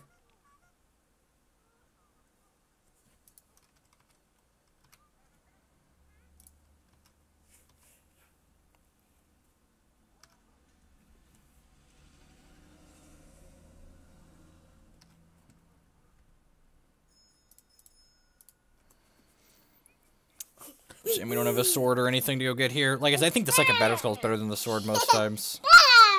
Our Jitty's dead, unfortunately, because I'm an idiot. If we had Jitty in play here, too, we'd be really well off. I guess the Jitty would have just died to the Call Against Command, though, so like, it's not too big of a deal. That's decent. Attack with this. Whenever you or a spell... Okay, so if I Edict them, they'll get to draw a card. But if I play Liliana and plus it, they will not get to draw a card. Because Liliana's plus does not target. They can hard cast a Force here, which they are doing. Just counterspell, sure. They have multiple counterspells. That's pretty good. So we definitely want our 1-mana discard post-board in this matchup. Do you like your big red list or lower to the ground? I think the Stompy-based Blood Moon decks are just worse than big red. I'm pretty firm that big red is the optimal Blood Moon deck for Legacy.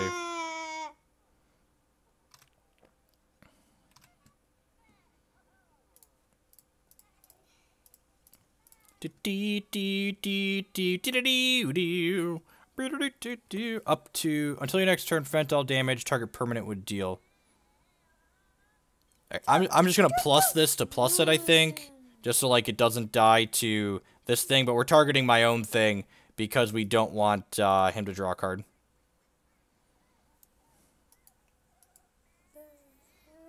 The Scrubland is passive until our next turn. Yeah, you're very loud. I love you, but you're very loud. Get our 4/4s beaten on here.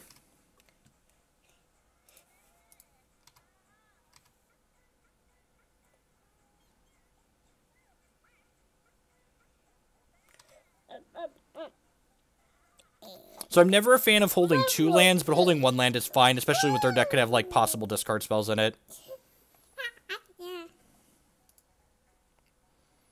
This Batterskull just like going the distance. Okay, that's one of their better hits there for sure.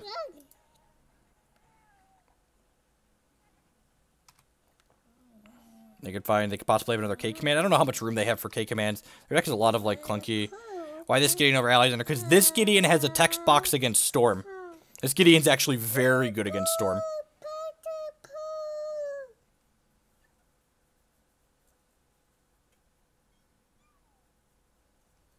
I think even if they were the same converted mana cost, I'd still probably want this Gideon over... Well, the other one would probably be a smaller, but, like the effects are different, I feel like.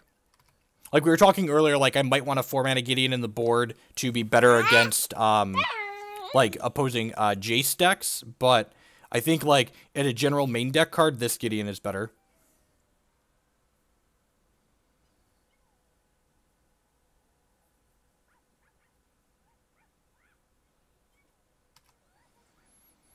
Dig, dig, dig. Oh, they cracked the fetch, which means the Stoneforge Mystic is lethal, which is sweet. So they're actually dead on board now. Chose to shuffle. Are you dead? It's conceded. Sweet. Alright, so... Let's get this Crow box out of my deck here.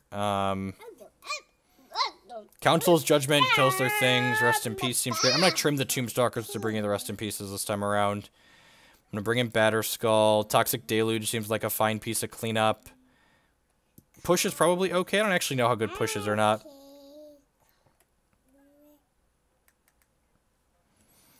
Again, I feel like Thalia's probably not stellar in this matchup. They probably have a lot of mana. I don't know that I want to risk drawing multiple of her. Like, drawing the first one's probably fine, but I don't know that I want to draw two.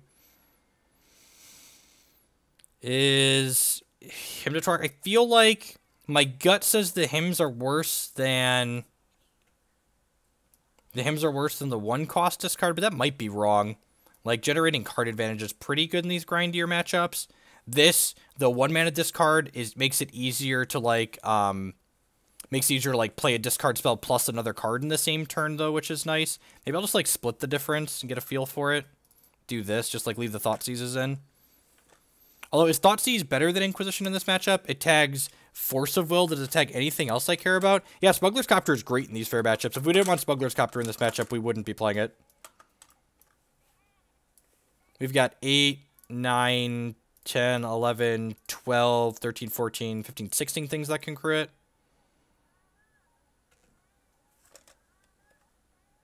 Oh, it tags Batterskull. Yeah, okay. Tagging Batterskull is definitely worth it. Yeah, they forgot that they saw. Wait, they didn't have Batterskull, did they? They were 4-color greed, right? Not 5-color? Now you're making me doubt myself.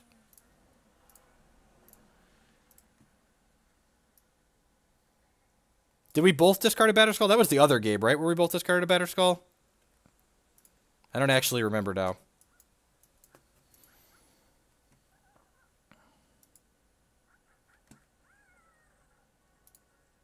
Hopefully they play something here that we can plow, and then we can untap and hymn them. I mean, like I said, drawing the first Thalia is fine. Like, I'm fine drawing this Thalia. We're getting hymned ourselves. Please don't take my land. Oh, Legacy.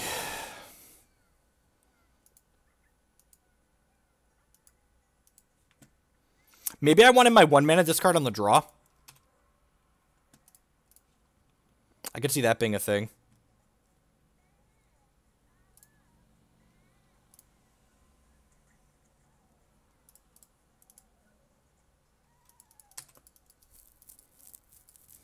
Don't mind me. These are just the 2 cards I was hoping to keep.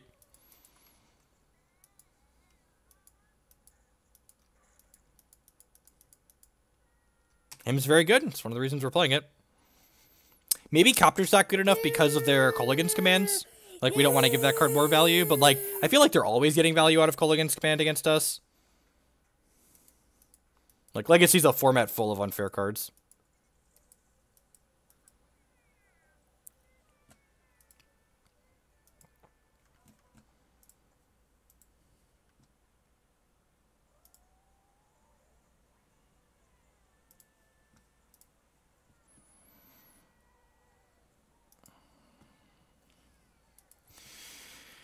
Did you get Kolaghan's commanded now?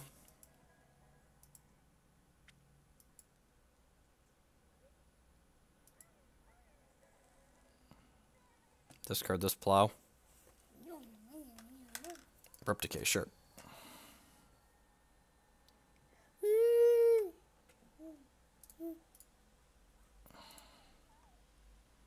Alright, I mean, like, if my opponent doesn't have a removal spell for the last card here, this Dark Confidant can keep us in this game for sure. They've drawn just enough land to make up for the fact that they've 2 for 1'd us a few times. Of course not.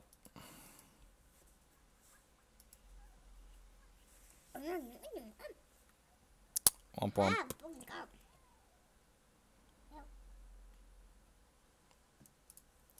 Alright, well, you know. One of our better draws there for sure. That doesn't deal damage. Uh-oh. Uh-oh. Dude, stop. Yep, stop. Uh-oh. Barbara, stop. Stop.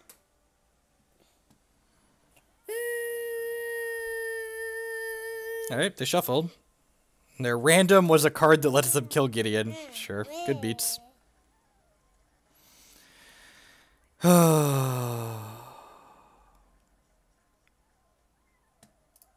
Okay, you know, like I said, it's one of the cards that can keep us in the game.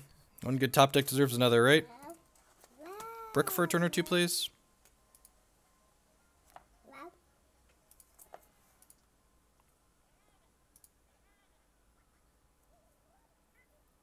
No.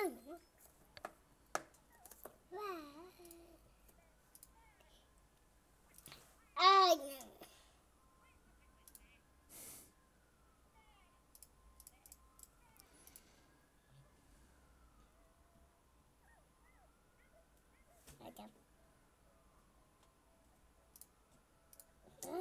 Huh.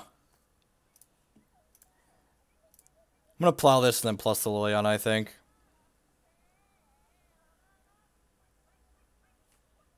My sequencing was bad here. I could have gotten, like, Snap Decayed in response here.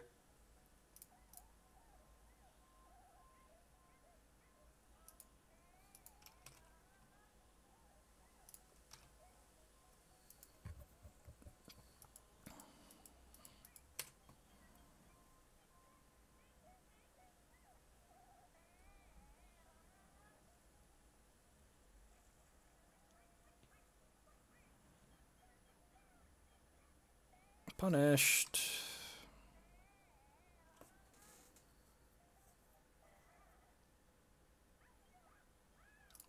This is actually kind of funny, right? So I can plow this, and then I could Tide Hollow Scholar, the card they drew.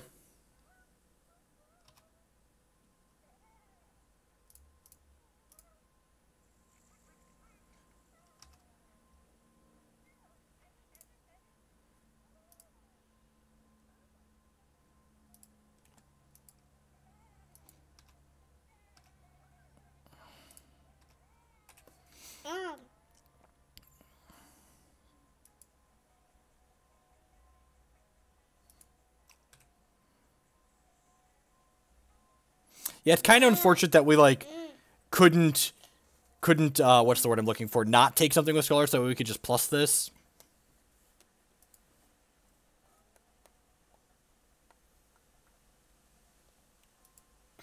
Yeah, sequencing is important.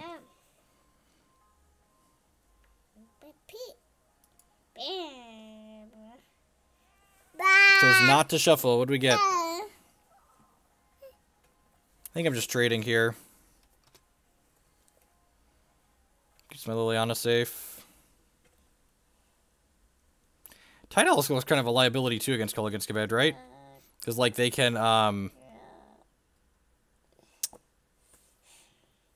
what's the word I'm looking for? God,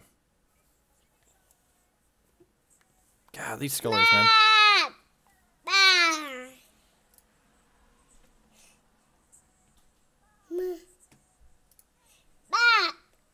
Oh no!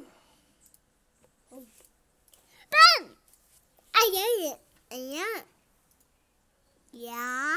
I think I'm offering the trade here on the Dark Confidant. Okay, yeah. I think I'm just gonna offer this trade. Our Electoral is getting kind of low, and, like, we have the Liliana to take over the game potentially. Yeah, he doesn't take it. I'm glad we boarded Tombstalker out, huh? We do have 2 Batter Skulls in our deck right now, though, which is kind of scary. Want to actually draw Gideon a Batter Skull or a Jitty so that way we can get some life. If we draw a Plow, we might plow ourselves. perfect. Actually, that's really good, right? Because now we get to do this into Jitty and to play a Jitty, equip Jitty, attack with Tide Hollow Sculler. Yes. I would like this one, please. Cast it. Plus this. Equip this. And now I think I'm actually just leaving the Dark Confidant alive, right? They can gain 4 here.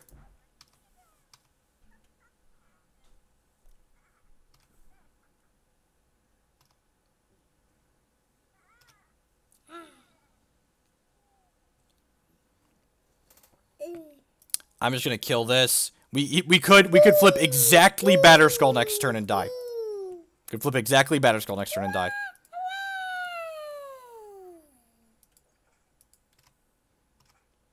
If we don't flip Batterskull, we're gonna be in a good spot. Horizon Canopy might bite us here.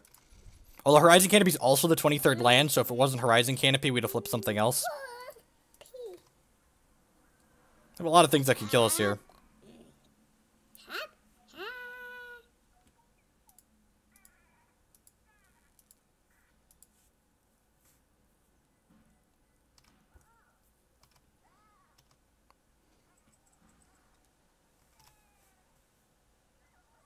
I think you do Snapcaster.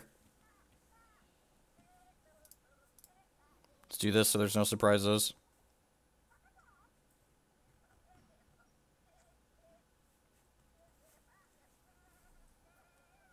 Abrupt Decay my Jitty. That's unfortunate. Let's draw a card here.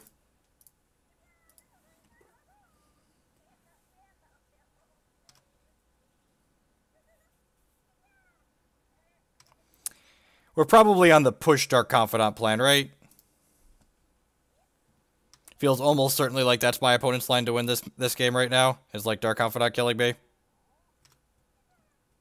Sorry, Bob. I know you dragged us back into this game, but your services are no longer required.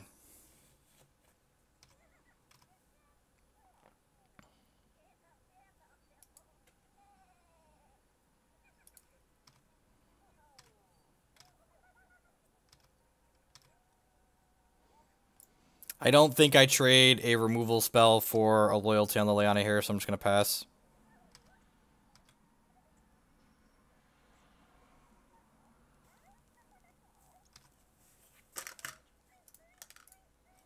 I guess I'll wait and see what we draw.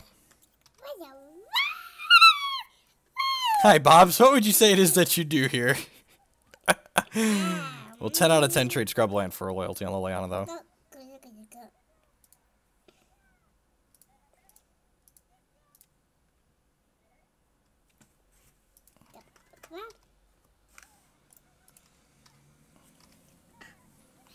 Alright, they need a piece of action here. You want pretzels? I'm not sure if there's pretzels left in here. Oh, it sounds like there's crumbs.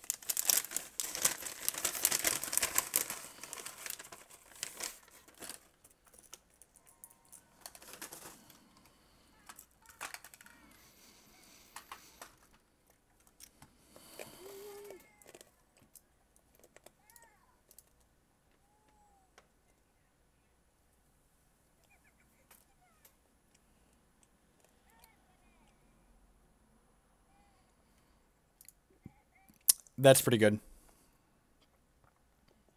We'll let them kill Tide Hollow Sculler here. Well, what?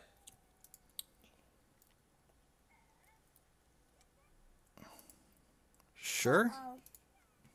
Now they have to hit a removal spell or they're dead? I'd like to vote for this guy right here. I would like him off the island.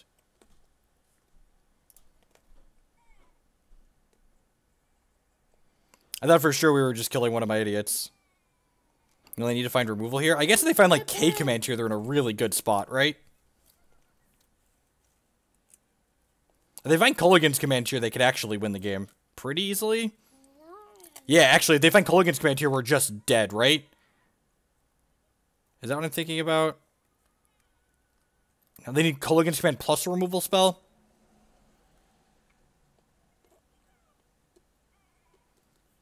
I think this is a good line on my opponent's part. They're like taking a play to win line here as opposed to a play to not lose.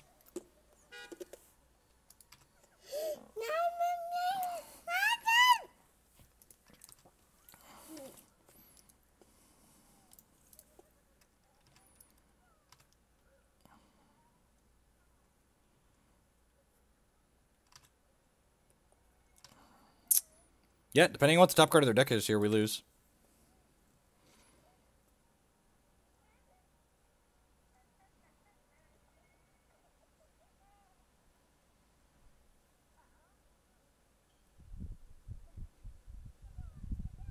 Well played by the opponent here. Been a close back and forth. It's a shame we never hit a rest in peace. We just locked them out of this game. That card is less than stellar.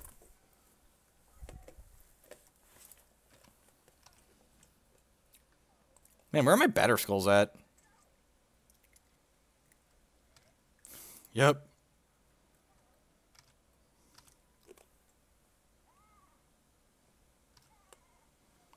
Crack the fetch, okay.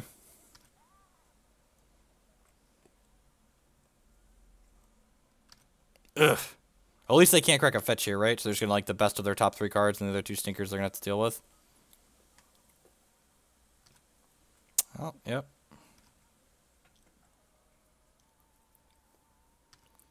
Alright, so the top of their deck's real bad. Okay, yep.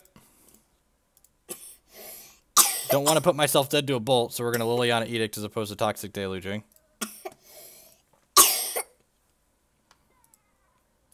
What a game. This has been a good game. A lot of back and forth.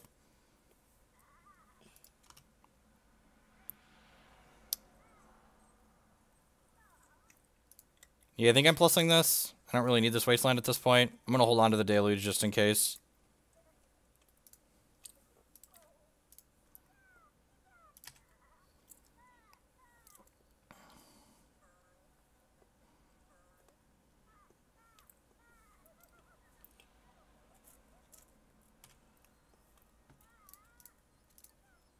That's hopefully going to be the game.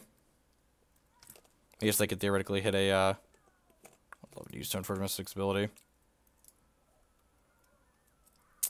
And I'm going to go ahead and plus a Rooney here and ditch this Toxic Deluge. Waste cuts off his Leo vote. Oh, I didn't think about that. Thank you for pointing that out. I did not think about that. You are correct.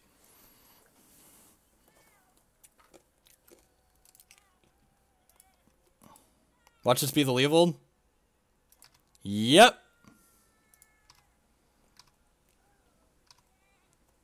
Alright, well. We're just going to try and kill him.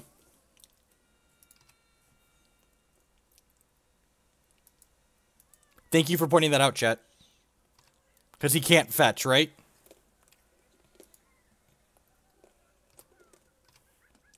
Attack for 1. Gotta answer this, and then we have a Batter Skull to follow it up.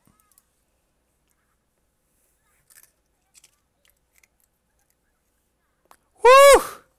What a set. That was a clutch pair of games. Huh.